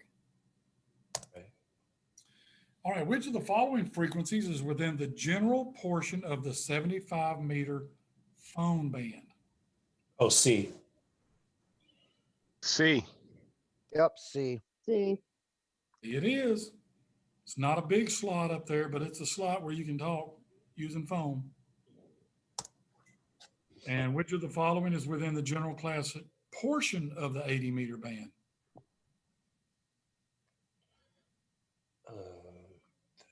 C. Yep, C. Yeah, C. 35, 60. Are we sure it is? I'm telling you, you guys are going to do great. Yep. And I would encourage you this week to go ahead and read back through what we cover, read ahead on the other, mark the answers, and read through it multiple times. You should be able to read through that if you're reading just the question and right answer at least once a day. You should be able to, because it doesn't take that long because you're not reading every single word. You're just reading boom, boom, boom, boom, moving on. And that's why usually what I'll do is I'll print out the question pool. And what I do is I usually generate one, or I did when I was taking my exams. I would generate a document that only had the question and the right answer. I didn't want all the wrong answers there because I would be tempted to stray them. So I'd say, for instance, on this one, I would copy the question, which of the following is a limitation of transmitting power on the 1.8 megahertz band? And the only thing I would put down there is D, 1500 watts PEP output underneath it. That's all that would be there. And then I'd print that out and then I'd just read through that. You don't have to do that. That takes time. But just read question and answer as you're preparing for your test. And again, when you get there, only one thing's going to look right. So we just covered this one, 1500 watts. And that's on, what band is 1.8 megahertz on? That's where I'm gonna have problems. 40? 1.8 is 160. See, I Three- gotta memorize these. Yeah, three, Yeah, I do too. That's the thing. 3.5. I have got to 80. memorize these. Wait.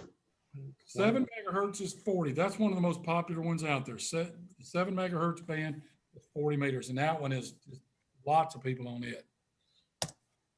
All right. So, when general class licensees are not permitted to use the entire voice portion of a particular band, which portion of the voice segment is generally available to them? We've covered this several times. Always the upper. Well, not necessarily always, but generally. You can Generally. because Okay. always would say that it's only the upper portion. Generally means that if you have to make a choice, you're pretty good going with the upper end of it. Okay. What is the voluntary band plan restriction for U.S. stations transmitting within the 48 contiguous states? And that does not include Hawaii or Alaska in the 50.1 to 50.125 megahertz band segment. Okay. Yeah, that's 48 contingency state is the key word. That's 6 meters, isn't it? It is Yeah. a 50.1 to 50.125. Just remember, it's got to be off the mainland. Who you're contacting. That's a simple way to remember. It's a DX band or DX yeah. band, and I hesitate to say DX because some people, when you're calling DX, you're in Texas, they're in Tennessee, they'll answer, and I'm like, they're not DX. But I usually go ahead and work on it, just be polite and make the contact, but because they may need Texas for something else. But yeah, if I'm calling DX and somebody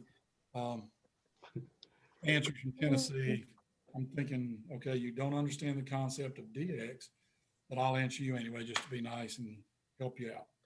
Because I've worked some stations 8 or 10 times on different bands and whatever. It depends on what they're doing. If it's FT8, if it's voice, if it's slow scan, whatever packet. You can get. One of the guys in our club. There's this one gentleman. I can't remember their call sign or whoever it is, but he's worked him on every band in just about every mode. And when they see each other on a mode that they haven't worked each other, they work each other immediately.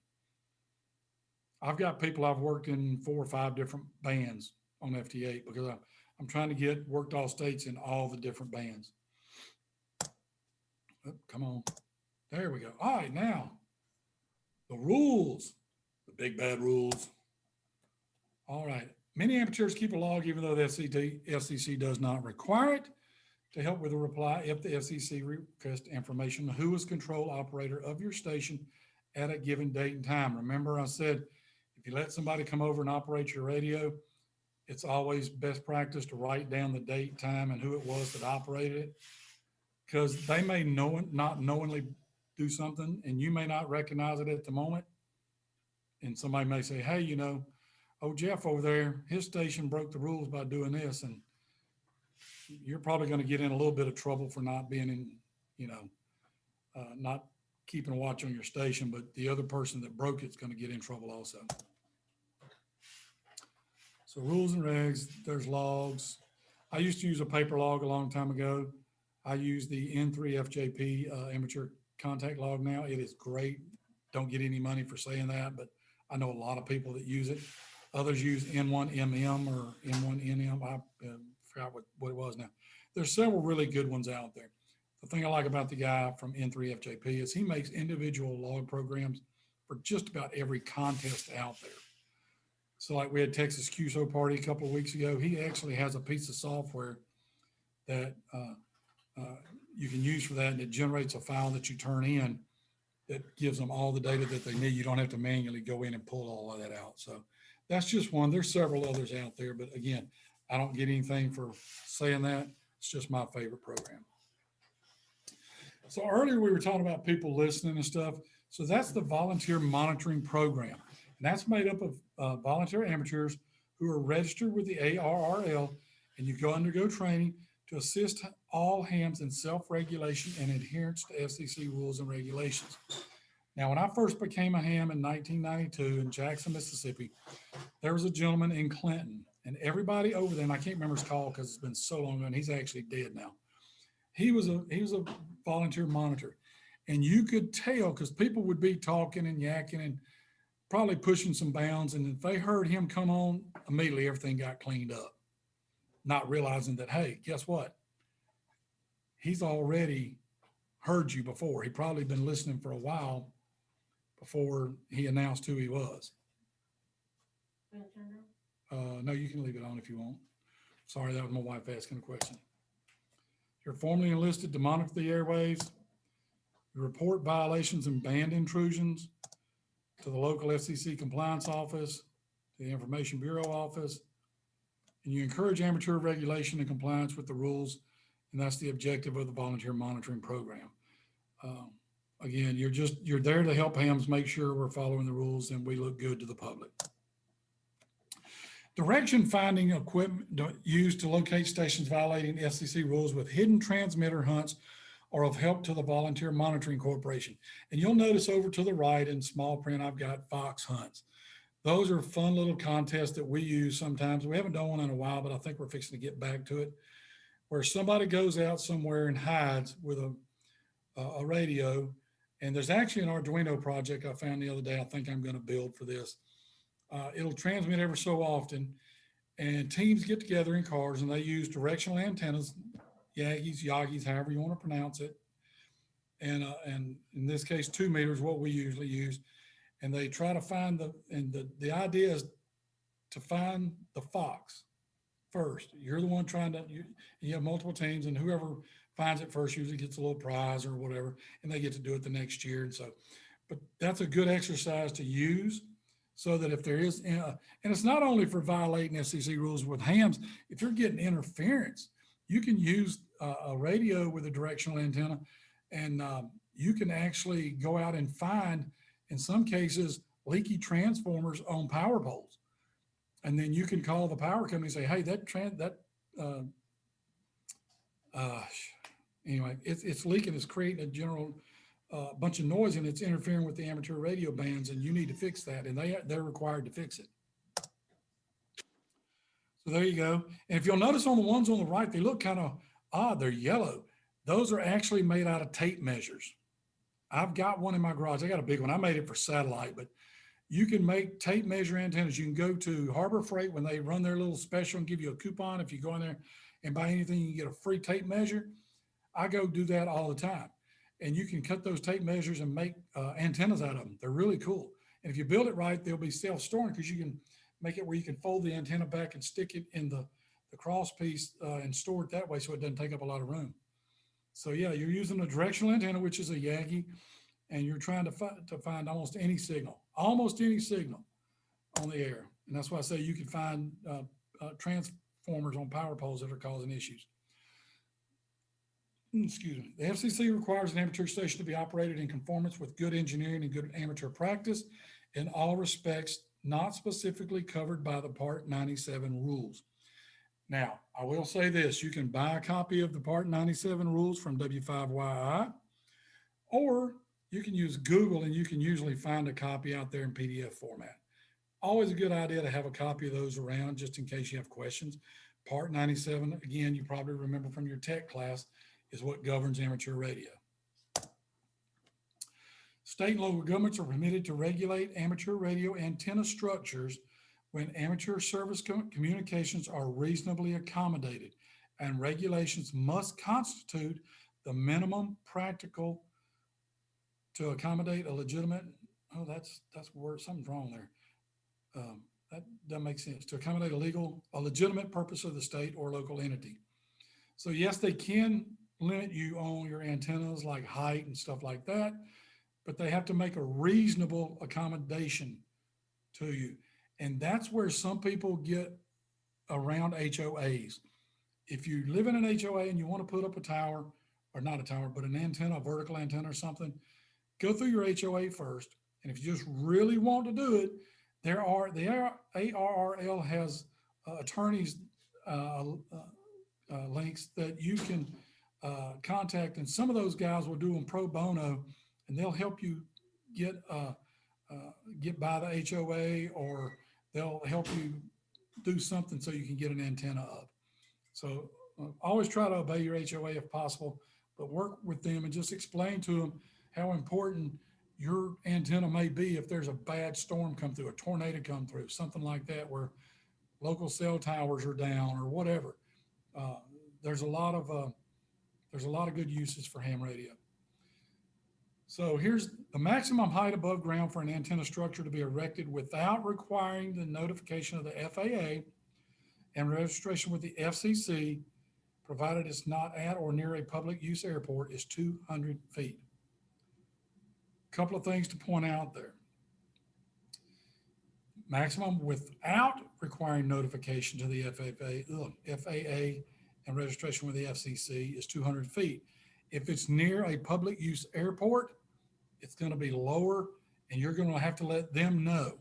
And you're probably going to be required, depending on the height, to put a light on top of it or something, so that airplanes coming in see that it's there. And there's just a nice little pretty graphic. And it doesn't mean 200 feet from where the bottom of the antenna mount is. It means 200 feet from the ground. So as you see, the one on the left is a building. Their mast for their antenna is not going to be very tall compared to the user on the right. When choosing the transmitter frequency in compliance with good amateur practice, ensure it's within your license class privileges. Follow generally accepted band plans agreed to by the amateur radio community. Before you're transmitting, always listen for several minutes, because somebody may be just taking a break, taking a breath to, think about what they want to respond. So listen for a little while. I usually listen for about 5 minutes. And if nothing's on there in 5 minutes, nobody's using that frequency. Okay. And again, like I said earlier, if somebody comes on, hey, we were using that, instead of getting into a big fight, best practice would be to move to another frequency, just so that you don't have a big fight, because obviously if they're that upset, they're not going to move, and they're going to make your transmissions hard to understand. All of these are correct. So that is going to be a question. All of these, that's another one. All of these are correct. One-way transmissions are permitted to assist learning the International Morse code. Use of abbreviations or procedural signals. Again, this is stuff from the tech. Yeah, remember this from the tech. And amateur servers are permitted if they do not obscure the meaning of a message. You can use, like QSY, QRM. Those are abbreviations that are commonly used in amateur service, and they're used in just about every mode. So those don't obscure, because those are known abbreviations. And so but you can't go in and use a code that you and your buddy have worked out to obscure the message. It is permissible to communicate with amateur stations in countries outside the areas administered by the FCC when the contact is with amateurs in any country except those whose administrations have notified the ITU that they object to such communications. Right off the top of your head, can you think of one country that might not let us talk to them? China. China. What about it? Well, North Korea. That's kind of questionable, because I've worked China on digital modes, so I'm not sure that's one of them. Oh, North Korea, definitely. Yeah, I think North Korea as well. Yeah, North Korea, and I wasn't on HF at that time, but they allowed some de-expedition to come over there one time years ago to do a de-expedition in North Korea. And a buddy of mine from work, who's a ham, he said the minute they fired up, it was a massive log jam for as long as they were on the air. And if you got North Korea in your logbook, consider yourself extremely lucky, because they just do not allow it very often. What about Cuba? Cuba, yeah, Cuba's on all the time.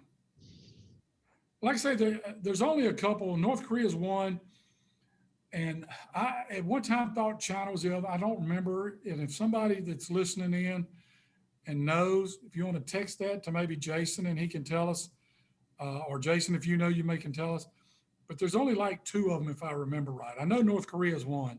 So I'm always on the lookout for North Korea, always. And that was also your tech license preparation. If a third party's amateur license had ever been revoked, it would disqualify that third party from participating in stating a message over an amateur station. Okay, so third party doesn't always mean, somebody across the seas or whatever. Some people think of that. Third party means that it's somebody using your station that is not the licensee for that station. You can hear, and here's another little thing. You probably remember this from your tech class too. Third party doesn't always have to be licensed, okay? Like for instance, if I'm on the radio and my wife wants to talk, I need to come on there and identify my call sign and say something along the lines of, we're third party traffic. And then my wife can get on and talk. I still have to identify every 10 minutes like I would if it was me talking, and I have to be there to monitor what's being done. Now, here's the exception. If my wife had had a license and it had been revoked for whatever reason, she's no longer allowed to do that. So that's kind of the catchy thing there. And that's probably more than you wanted to know or needed to know right now. Only messages relating to amateur radio or remarks of a personal character or messages relating to emergencies or disaster relief may be transmitted by an amateur station for a third party in another country. So no business, you can't do business over the radio. And actually that's technically the rule for in just anywhere, but in emergency situations, you are technically allowed sometimes to communicate a business type thing. For instance, if you're trying to get more relief things there, there's an exception out there now. It used not to be, and I don't remember the exact wording, but there is an exception out there now. Under no circumstances are messages that are sent via digital modes exempt from Part 97. Okay, so basically, no messages are exempt from Part 97 on amateur modes. Okay, whatever it is, CW RIDI, FTA, packet, whatever, they all are under our Part 97. So here we go with the questions. We got this, and then we got VE left, and so we should be through here before too much longer. What is the reason why many amateurs keep a station log? We just kind of went over this one on the last section too. D. Mm-hmm. Yeah, D. D is my call. Yep. D is it. Because you always want to, again, it is not required. Used to, they required you to keep a log, then they took that requirement away. But it's always a good idea. Also, if you're working awards, it's easier to, if say you put in for a specific award, let's say worked all monkeys, whatever. And they say, well, we have a question about it. We're not sure. You can actually submit your proof from your log to help them understand. Used to, before Logbook of the World, when I go to a Hamfest, ARL had a table at every Hamfest, and they would do award checks for you there. And there'd be huge, now you see people bringing in huge boxes of QSL cards. And so they'd have to go through those cards and it manually, and it was a pain. And that's generally why they built Logbook of the World. So it makes it a lot easier. In fact, I've got my worked all states. I just go to Logbook of the World, say apply, boom, boom, boom, and then I get my certificate or stickers within a few days. Okay, we talked about this a little bit too. What is the volunteer monitoring program? A. A. Yep. A. Because D, actually, you could say D is RACES or ARES or something along those lines. And if you're not involved in that, I encourage you to get involved in that. That's a good program that HAMS can really volunteer in and help the community out. Because I listen to the RACES channel all the time when there's bad weather, because I hear stuff there before it comes out on the news. Because that's actually where they're getting it most of the time. Which of the following are objectives of the volunteer monitoring program? Now, these are the objectives. B. Yeah, B. B. We're trying to encourage our other operators to self-regulate themselves and make sure they comply with the rules, because if they don't, it makes us all look bad. What skills learned during hidden transmitter hunts are of help to the volunteer monitoring program? So when you do a fox hunt, how's that going to help you on the volunteer monitoring program? Oh, B. Yep, B. It's going to help you. It's going to help you develop the skills to use to locate a station violating the FCC rules. And here's just a real quick one. I read a story. This was years and years and years ago. There was a guy that traveled out to California to see some family out there. He's a ham radio operator. He stopped at their house, had his radio on, didn't think about it, laid his microphone down, got out of the car, went in the house. About an hour or so later, there was a knock on the door, and it was the FCC, wanted to know who owned that truck out front. And he said, well, I do. Why? And he said, well, you keep timing out the repeater here. And they went out there, and his microphone had actually fallen in between the seats and was keyed up. And they tracked it down to the house and the actual vehicle that was doing it. Oh, wow. So kind of scary. wow. And it was just an innocent mistake. Now he didn't get in trouble for it. I'm sure they probably gave him a smack on the hand. Hey, make sure you turn your radio off and you know where your microphone is. But you know, again, they were able to track it down to the vehicle and the house where it was coming from. So who or what determines good engineering and good amateur practice as applied to the operation of an amateur station in all respects not covered by the Part 97 rules? B. A. A. Yeah. It is. The FCC is going to determine good engineering and good amateur practice. If it's not in Part 97, they're going to be the ones that have the final say so on what's good engineering and good amateur practice. Under what conditions are state and local governments permitted to regulate amateur radio antenna structures?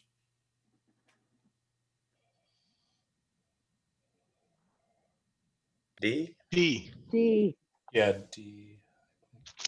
D is correct. I'm telling you, you guys are going to blow the test away. You're going to take the extra, go ahead and pass it while you're at it. So what's the maximum height above ground to which an antenna structure may be erected without requiring notification of the FAA and registration with the FCC? C. C. Yeah. That one surprised C. me. It's 200 feet. Yep. C. 200 feet. See, y'all knew that before I even finished the question. Yeah. Of course, I do get tongue-tied sometimes. When choosing a transmitting frequency, what should you do to comply with good amateur practice? D. D for sure. Nope. D. Here's a clue. If two of them are right, one of the answers is all of the choices are correct. All of the choices are correct is usually going to be right, because you can't select but one bubble on the bubble chart. So if more than one answer is right, it's always going to be all of these are correct. You can see it's going to highlight them all and then that one. Which of the following one-way transmissions are permitted? B. Morse code training. Morse code. B. What are the restrictions on the use of abbreviations or procedural signals in the amateur service? Oh, B. B. Just covered that a little bit ago. Yeah, and it's kind of, because, you know, I gave a couple of examples of a couple of Q codes like QSY, QRM, QSL, you know, whatever. Yeah, the Q signals. Those are permitted, but that's not the answer. The answer is you can use anything that does not obscure the meaning of a message. 10-4. Don't say 10-4 on ham radio. Oh my God. That's why I laughed. You want to get somebody to go off on you on the air, say 10-4. They will go off on you. I was what- just joshing. Or what's your 20? Don't ever say that. You want to know where they're at? Ask what's the PH. Yeah, yeah. All right, so when is it permissible to communicate with amateur stations in countries outside the areas administered by the FCC? B. B. Oh. Yeah, B. B is right. Oh. There ain't no, oh, I stupid. was just gonna say. All right, we Shoot, follow the I didn't know following. it was on mic. Sorry about that. The following would disqualify a third party from participating in stating a message over an amateur station. Disqualify is the key word. A. Yeah, A. A. He's A. right. A. It's not D, because I've heard transmissions in German and Spanish, in Spanish and in Japanese from people in the States when they're talking to somebody in like Japan, Germany, or whatever. They don't have the whole QSO in like Japanese, but like, and especially on like DMR, because it's easy to work Japan on DMR. You'll hear somebody say, "Oh, you're from Japan. I used to live there," right? And they'll do a little Japanese and they'll answer back and then they'll go back to speaking in English. So yeah, it's disqualify is the key word. And to be disqualified, you have to have had your license. All right, what types of messages for a third party in another country may be transmitted by an amateur station? Third party in another country. C. C. C. Yeah, C. Only because we talked about it. C. Remember, it can't be business or anything else. It can only be amateur radio, personal stuff, or messages relating to emergencies or disaster relief. Under what circumstances are messages that are sent via digital modes exempt from Part 97 third-party rules that apply to other modes of communication? A. A. Definitely. The other ones don't even make sense. Yeah, because you can't encrypt your messages on ham radio. Okay, well, you know that's not it. Right. And under automatic control is more like a repeater than anything. Mhm. And then when messages was not encrypted, that would mean anything pretty much. So Right. under no circumstances is going to be the answer. All right, here we go. B and a V, last section of the morning. We'll get you through early. You'll have a good break until 1 o'clock. You can let your brain unwind and you can get you some food and relax.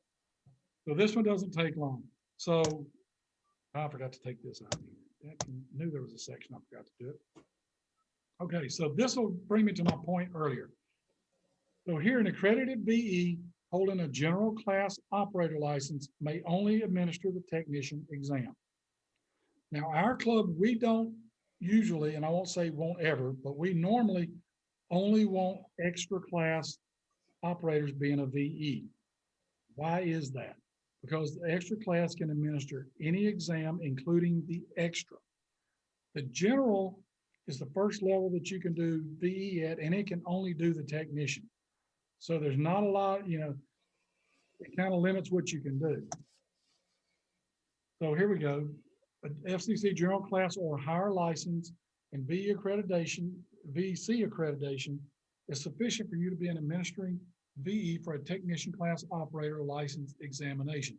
So after you pass your general and after you pass your extra, contact us if you want to be a VE. We are always looking for VEs for our team.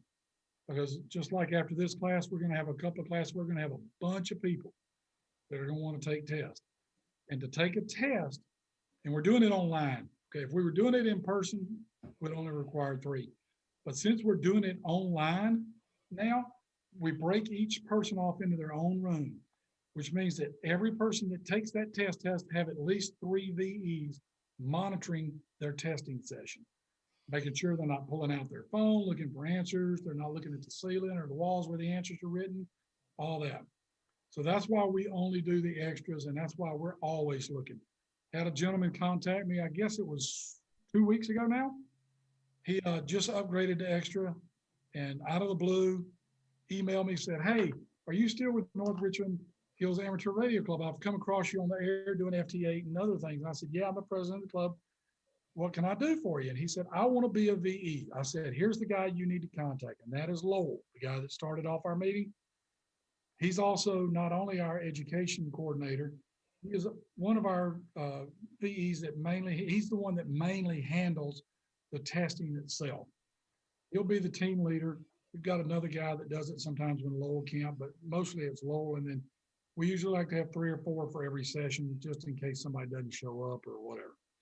But so yes, if once you pass your extra and you want to get into the administering test and helping other people become hams, if your club doesn't do it or you're not a member of a club, contact me or Lowell, and we will be glad to get you involved with our VE team. So you'll see VE, you'll see VEC. Those can be a little confusing at times.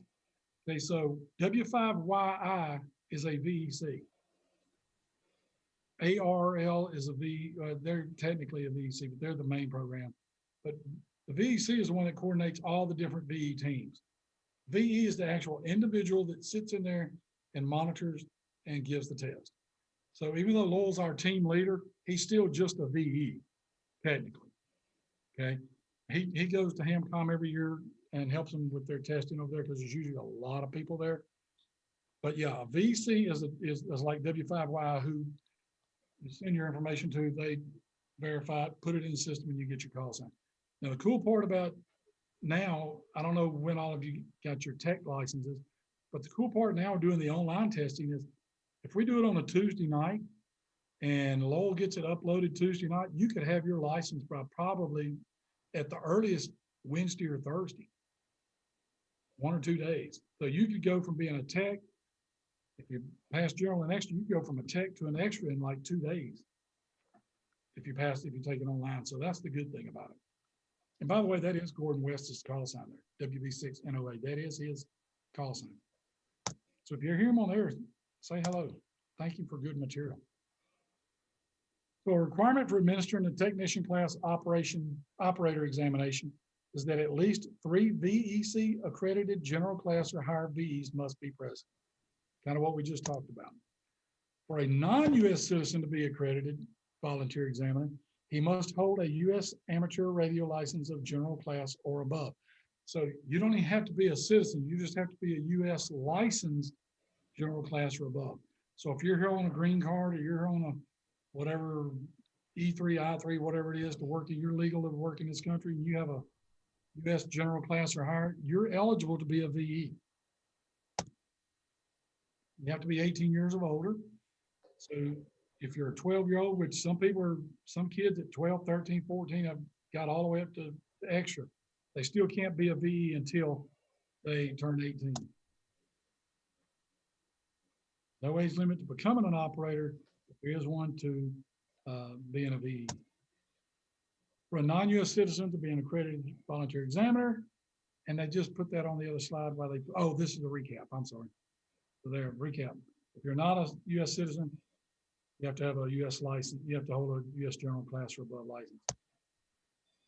Volunteer examiners are accredited by the VEC, and you may participate as a VE in administering an amateur radio license examination after you've been granted a general class license and have received your VEC accreditation. And you just go online, you apply. I think it's been so long since I've done W5Y. I think both them and ARL give you a little test, but it's like an open book test. You can download the guide for being a VE for them, and you can use it to answer the question. And you answer that, and then they'll send you a nice little badge. And some of them will send you, or one of them, I don't remember if it's ARL or W5Y, maybe both of them, will send you a nice little certificate saying, hey, you're a VE now. Welcome, thanks, yay, yay, you know, hallelujah. So here's a little chart that shows what you can do, because there are still some advanced operators out there, even though they're not issuing that license anymore. There still are people out there that are advanced. There are actually still people out there that are novice. There are people out there that are also under the license Tech Plus, which was there for a while. There used to be several different license classes, and they've taken a lot of those out. Now it's just 3: general, extra, advanced and extra. So under general, you can only do techs. Advanced, you can do general and tech. And then extra, you can do all of them. So again, I don't think they're even giving the advanced test anymore. If I remember right, I haven't looked. Again, I haven't done this in a while as far as taking a test. But again, if you can get your extra, get it, because then you have every frequency allotted to amateur radio. Plus, you can give a test to any license class. Otherwise, you're just kind of limited. And most VE teams, unless they're doing all techs. And here's the problem again. So let's say you do have 3 people that come on to do a tech license. That's great. General can help with the tech. But what if those 3 people then say, well, you know what? I want to take my general test since I passed the tech. And you don't have 3 that are at least advanced level license. You can't give that test. And you can, as a general, participate in that test and giving that test. So it's always good to go ahead and get your extra. Also, there's some benefits if you go overseas. With a general, you have to give pre-approval to transmit in certain countries. With an extra, you really don't. You just go over there, prove that you're an extra, and you're good. There's Lowell can probably, if you'll ask him this afternoon, he'll probably tell you more, but he knows that by heart. But there's other than testing, there's the being able to transmit in different countries. It makes it a lot easier than just a general. All right, so here we go with the questions. What license examinations may you administer when you're an accredited VE holding a general class operator license? C. C. C. Which one? C. B. Yeah, I thought I heard D there for a minute. No, C is the only one. D. Yeah, you can't even give a general, which is kind of odd. But okay, because an extra can give an extra, but I guess if you're the highest, it doesn't matter. Which of the following must a person have before they can be an administering VE for a technician class license examination? D. E. D. Yep. You got to have your general class, and you must be accredited by VC. I'm accredited by ARL and W5Y. I've never given a ARL testing session because our club uses W5YI. And it's just because it's right here in Arlington, and worst case, you can get in your car the next day and drive all your stuff over and it's there. Volunteer examiners are accredited by what organization? C. C. C. Yes, the C. coordinator. Yeah. Yep. Coordinator, in this case, W5YI, handles making sure that you're accredited and you know what you're doing or have a pretty good idea. Which of the following is a requirement for administering a technician class operator examination? A. A. Yes. And have at least 3. Like I said, we try to get 4 or 5 lined up just in case somebody can't make it. Something comes up the last minute. And that way also it allows, in our case, Lowell to be doing all the paperwork in the background while somebody else, the others are watching the exam to make sure everything's good. Which of the following criteria must be met for a non-U.S. citizen to be an accredited volunteer examiner? Keyword, key phrase is non-U.S. citizen. B. B. Yep. B. E. Yep. You would think they would require, and I guess to get the license, you would have to be here legally, but you would think it would say something about that, but I don't know. But yeah, they have to be U.S. FCC granted amateur or higher. I mean, general or higher. What is the minimum age that one must be to qualify as an accredited volunteer examiner? B. B. B. D. And that's it of the slideshow, guys and lady and Joe. Lost my Zoom. There we go. Well, come on. What happened? Why is my Zoom not coming? I still hear you. It looks good over here. You just screen sharing the shop. it looks good here. You just stop screen sharing. Yeah, that's what it looks like. Oh, there we go. Yeah. It was minimized over in the corner, and that's why I couldn't see it. Oh, Well, how's oh everybody yeah, feeling? it does that. Pretty good. Pretty good. Feeling Everybody great. Ready to pass that the general and the extra? Oh, no. Be It'd be awesome if I positive. do Yeah, let's pass. do it. Don't know if you don't take it. And like I said, at least then you'll have an idea of the structure of the extra and know what kind of stuff is covered. Well, we're gonna get through it one way or the other, I'm sure. Yep. Yeah. And again, if you pass the general, it doesn't cost you any extra money to take the extra. Mm-hmm. Free. I'm gonna take it anyway just to see where I'm at. Yeah. I mean, again, you might get a really easy one and you might be an extra by the time the license. Oh boy, that would make my husband more happier than you don't know. That would be To cool. see his actually. handshake, good God. Again, there's a lot of extra benefits to being extra. You know, of course, the being able to give the testing, the being able to transmit easily in other countries. Those are just a couple of them. Plus, he promised me a 705. Oh boy. Here Wow. I come, 705, baby. Okay, so here's the catch, Marlene. If you pass the extra after going through our class, he needs to buy me a TS2000 also. Yeah. I used to have a TS2000. It's probably one of my favorite radios of all time. I sold it when I moved to Texas 10 years ago because I was out of work, needed the money to get over here for a job. Been aching for one ever since. I've got a TS 570S right now, which is 160 down to 6. It's actually an SG. The G covers 6 meters also. If you get a 570S, it doesn't have 6 meters. The SG has 6 meters. And I like it, but it's not my TS2000. I'm going to get another one day. I think my husband has that, by the way. Well, then he can donate it to me for getting you past. All right. No, I have an ICOM 7100. No, he's got Nikon 73. Yep. I used a 7300, 7610. Now he's got the 705. It made me a little bit jealous because he's got the backpack, the whole thing with it. So I'm like, okay, you know what? I'm going to get this general license. You owe me a 705. There you go. There you go. Make him pay.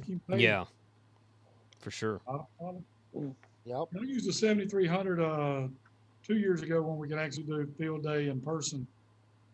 We had a 73. No, actually, it was 3 years ago. Because 2 years ago I used 2 years ago I used 7300, and I did FT8 for our club overnight with that. Love the radio.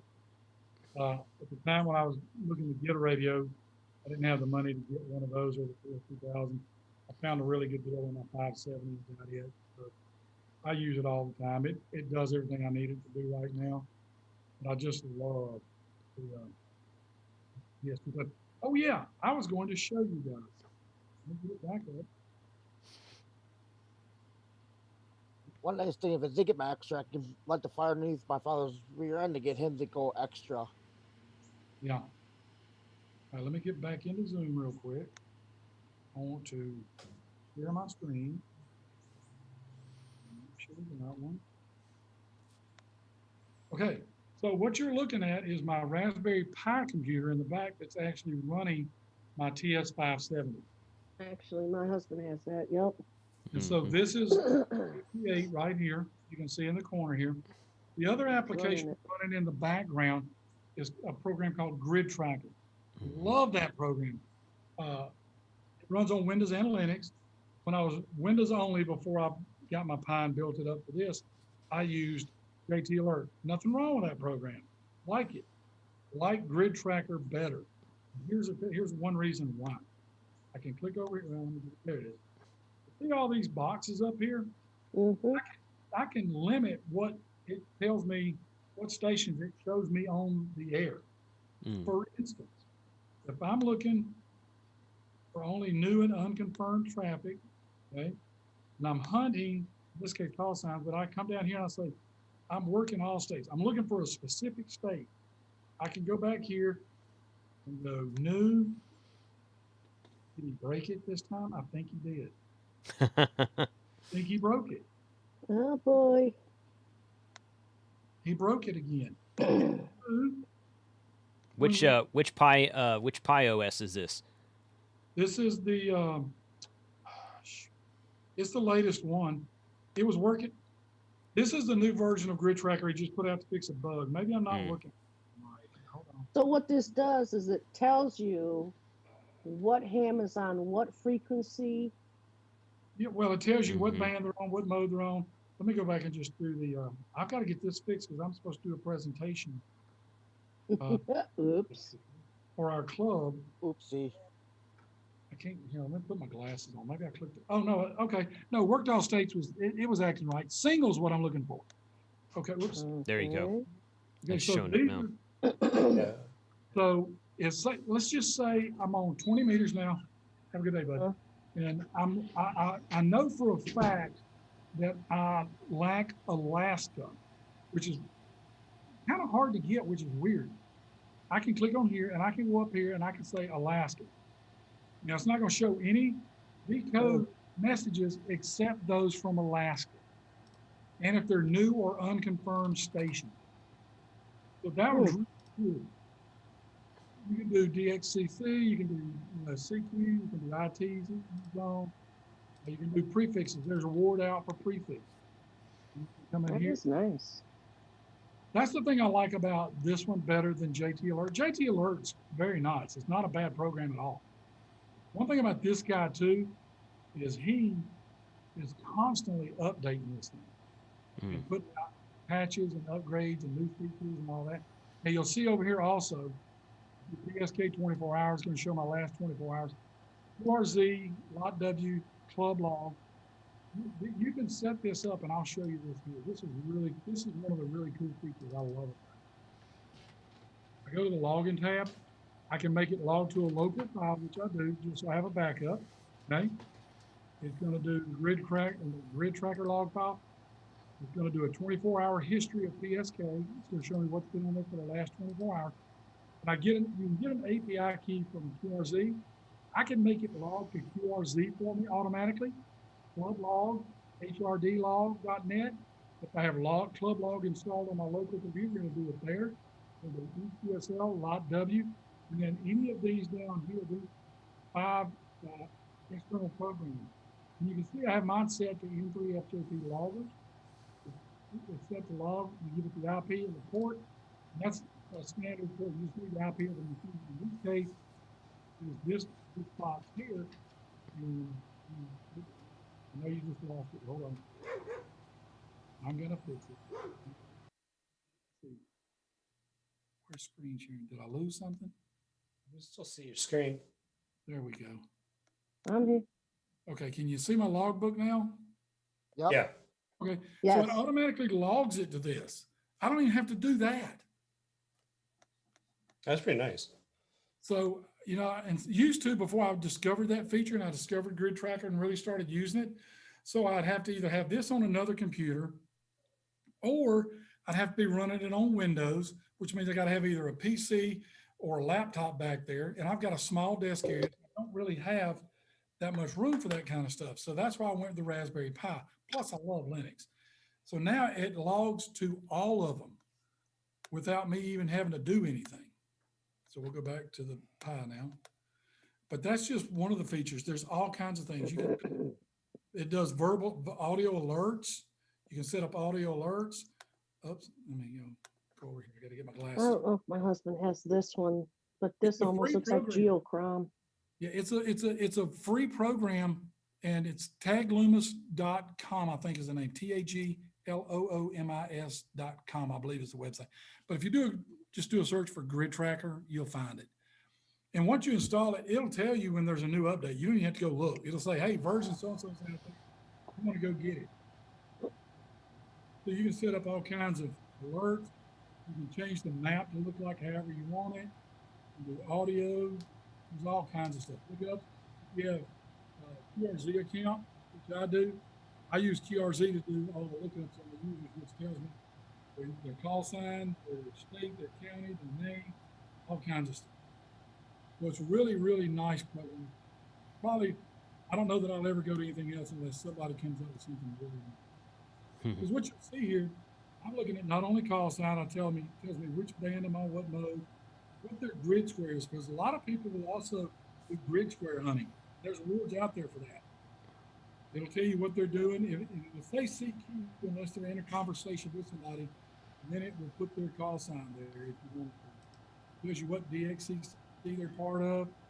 I don't really want the flag, but okay. State, county, continent, your DB, that's, of course, the higher, the less negative, the better. Tells you the part of, so the frequency is 14.074. But the frequency you're transmitting, so you have a waterfall. These are all FT8 signals. Yeah. Every one of those. So what that does is it tells you where you're listening, what part of it, which one of those signals you're listening to, where at on that frequency spectrum you're listening, and where you're transmitting. I usually, if I'm doing a lot of hunting, I usually leave that just minimized. And just say, well, I got a little bit of FT8 on 10 meters, a little bit. yeah, there's not a lot of traffic on there. And here's the other thing about grid tracker. If you look right over here, this is the PSK signal report. You'll see 40's got some traffic, 30's got a little bit, 20's really big. There's actually some 2 meter FT8 out there somewhere. And my radio won't do 2 meters, so I can't do that. But when 6 and 10 are open up, boy, you can work everywhere with it. You really can. But that's a neat little thing. It's an automated process actually too, kind of on this. And that's why some people don't like it. See, I can start calling CQ, and then somebody will come back to me. I got a touch screen. Hopefully somebody will come back here in just a minute. Or you know what? Let's go to hopefully. So I'm calling KF2T now, and he is out of Arlington, Virginia. He is 900. No, and that pulls that from QRZ. You see right here, source QRZ gives you all the information about them: their lab, their launch, their aliases, what their codes are. Gives a link to their biography. Gives you their picture if they have one. Gives you their address and their email. Really cool. Plus up here, I've already worked this guy and confirmed him on 40 and 6 meter FT8. Well, 40 meter FT4, 6 meter FT8. So the difference between FT8 and FT4, if you don't know, and if I'm telling you something you already know, sorry. FT8 takes 15 seconds per cycle, per side of the transmission. So you'll see that it's counting to 15, receiving for 15 seconds. Now, now it's receiving. It'll receive for 15 seconds, and it'll transmit for 15 seconds. The difference between FT8 and FT4 is FT4 cuts those cycles down to 7.5 seconds. Taking a bio break, guys. Each side of the conversation only takes 7.5 seconds. What we as a club have started doing is in contests like field day and anything that supports FT8 or FT4, we use FT4 because you can get a ton of contacts that way because you're using half the time. Now, it supposedly puts twice the duty cycle on your radio. I'm not sure how they figure that out because I'm still transmitting. I'm only transmitting half the time. But, and the noise floor, it's not as low of a noise floor signal mode as FT8 is either. Right. But I mean, it works quite well. I've used it myself, and it does. It's quick. I mean, I love FT4. I usually use that at night when I want to knock out a ton of QSOs real quick. And so if you go look at my logbook or you go to my website, look at my live log, the vast majority of my stuff is FT8 or FT4. I did, Texas QSO on sideband. I do some sideband every once in a while. But, at 100 watts, it's just kind of hard to compete with the 1,500 watt guys out there. It doesn't look like anybody's going to come back right now. So, so you see this guy here, CQLA, he's calling Latin America. That's who he wants to talk to. And you can build your own. What's really cool about this software also is, there we go. You can go into your settings. A couple of really neat things here. So you set all this up here. So you set your radio. Now here's a hint. If you have FL rig running, which I do right here. See, that's reading it directly from my radio. I control everything on my radio from right here. You can set this to use. Why is it? Oh no, I'm messing out of here. I don't have an L crap. I'm going to set that to FL rig. So then it'll automatically change it on the radio for you. It's a lot easier. But in audio, let's see, TX macro. Yeah, I've set up all these separate macros. For instance, when I'm looking for Hawaii and I want Hawaii only, I can actually come down over here in this TX5 box and change it to where it only transmits that. So here's where you set up your reporting. You can set it to report your stuff to PSK Reporter automatically. And here's where you send it to its own log. And here's a neat feature too. And this is good for when you're working de-expeditions. If they come out and say, we're going to be working on this frequency, FT8, you can right click in here, insert. I always leave it to all regions. You can change whatever mode, say FT8, put in the frequency here, hit OK. And so then when you, and I'll get to it in just a second.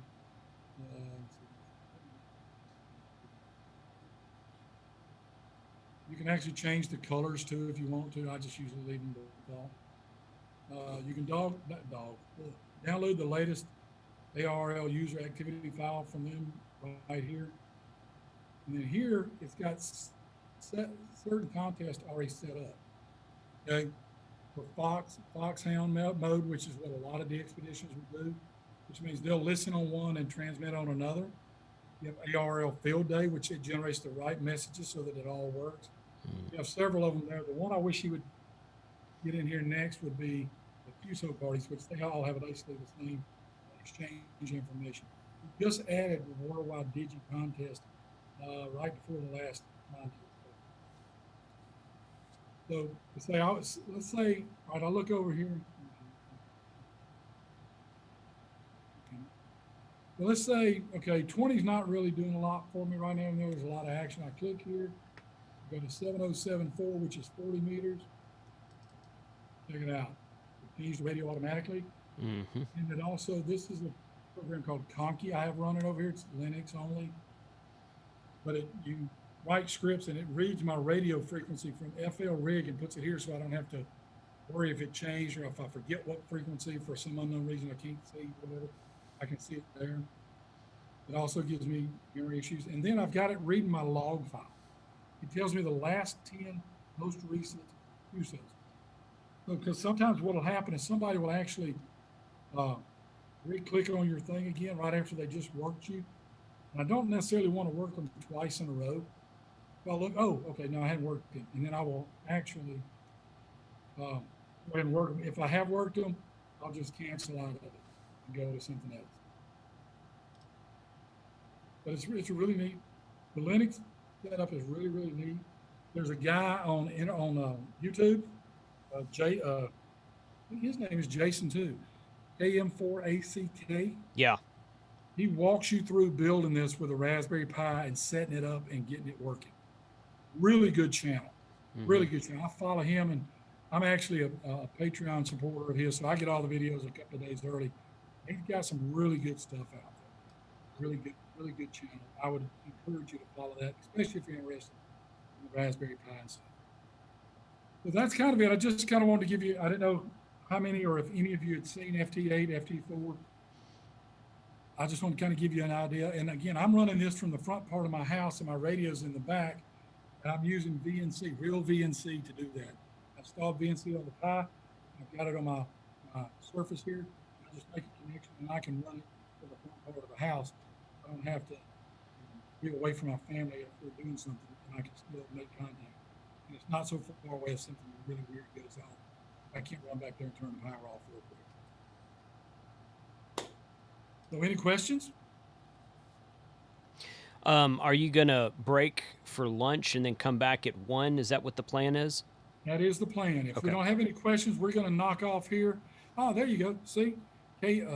K5KDE, Christopher Frank out of Keller, which is kind of weird. But yeah, Keller just got me. And the cool thing about this, if you want to leave, you can close this down if you want to, this little pop-up.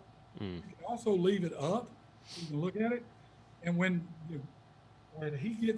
you send your RR73 and he sends a 73 back and you can log the QSO, I have mine set to prompt to log it. You can make it automatically log, but I don't like that. I like to see. Once it, okay, see it says, there's the thing. I click OK, give it a second. This window will disappear now. Boom. So hang on just a second. And I'm going to show you this. Blue share. Here. This call sign was, what was it? K5 KDE. Boom, there he is. And it pulled all that information in from QRZ. And me go back over here real quick to this. You'll notice here, look here, it logged it to, oops, it logged it to grid tracker, it logged it to N3FJP, QSL, QRZ, clean log, HRD. And when it says log to TQSL, that means it went ahead and logged it to ARRL. Logbook of the world. I don't have to do anything. It's everywhere I need it to be. That's a really nice setup. It's pretty cool. Yeah, and so, and if you look at the map, there's the map for the local, the current band. These are places I've worked on 40 meter FT8. And you can blow that up as big as you want it. You can shrink it, whatever. You can overlay awards on it. It'll show you awards display. That kind of gets weird to me. You can have it show lightning strikes in the area. You can have it do weather. You can have a weather map imposed over. It's really a really cool program. It really is. And I love it. And unless somebody comes out with something better, or this one just crashes and goes away, I will continue to use this. And if I ever go back to running it on Windows, I'll do it on Windows too. It's available for Windows and Linux and Raspberry Pi. They're all different downloads. And I want to say it's even available for the Mac. I remember. So these guys, the guy that owns it and the guys that help him work on it, are really doing a good job. They also, if you go to their website, if you're on Discord, they also have a link on their contact page. You can click on the Discord icon and be a member of their Discord group on there. You can chat with them, feature requests and that kind of stuff. We also have a Discord channel. If you would like to join our Discord channel so you can talk with us, shoot me an email and I will shoot you the invite. Now, what version of Pi are you using? Which version of what? Raspberry Pi. I'm using The Raspbian? yeah, it's Raspbian, but it's a version of, let me see. No, are you using like 4? Are you using 3B? Oh, you plus? mean which you know Raspberry what, Pi? this one- Yeah. This one is actually, oh, well, I can't do that. This one is actually a Raspberry Pi 4. I have a slim, because I need the GUI and all that, and it's I think I'm using the 4 gig RAM version. I've got like a 32 gig card in it. It's 32 gig cards are like $8. You know? Yeah. Yeah, that's cheap nowadays. Right. I've got a couple of Raspberry Pi Zeros I'm running. In fact, I'll bring you up a web page. Since I'm sharing this screen, I'll just do it on here. Because right now I have a 3B running here at my house, pulling weather data for me from my weather station. I think it'll work on a 3B. Pretty sure it will. It should. Yeah, it should work on a 3+B. The 4 hadn't been out that How long, much? Not sure so how a much. lot of this stuff is meant to be run on a 3+B. Yeah, If- good point. So I'm gonna drop the stream, guys, and I'm gonna start a new stream at 1 o'clock, a few minutes before. Okay. So thank you for doing this. I've been getting a lot of really good feedback in the YouTube chat about how people are enjoying this. So it's Good. going really well. This was the Awesome. last thing I was going to show. I don't know if you want to get it or not. Okay, yeah, go ahead. This is this. I told you I had a couple of Raspberry Pi Zeros running back there. Mhm. So if you go to aprs.fi, do a search for KB5WCK-10. Come on, thing's slow for some reason. So I hit search. You see all the APRS stations. That's why.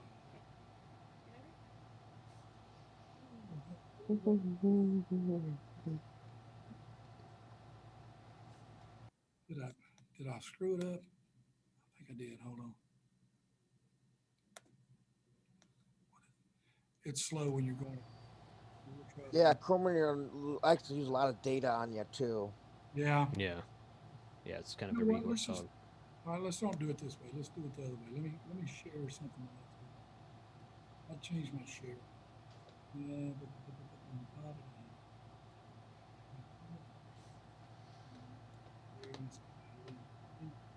Here we go. APRS.fi. Go to KB5WCK-10. That is my Raspberry Pi Zero in my back bedroom. That is listening for local stations around here and we retransmit through those. But that's it running on a Raspberry Pi Zero. I've got Direwolf running. I've got a iGate running on I0. Mm. So it's really, really cool. I have another Zero running that I have a local web server on that I have a TV forum on that I put all my projects and that kind of stuff on. And I also am running a piece of software in you ever get into Linux called a Pi-hole.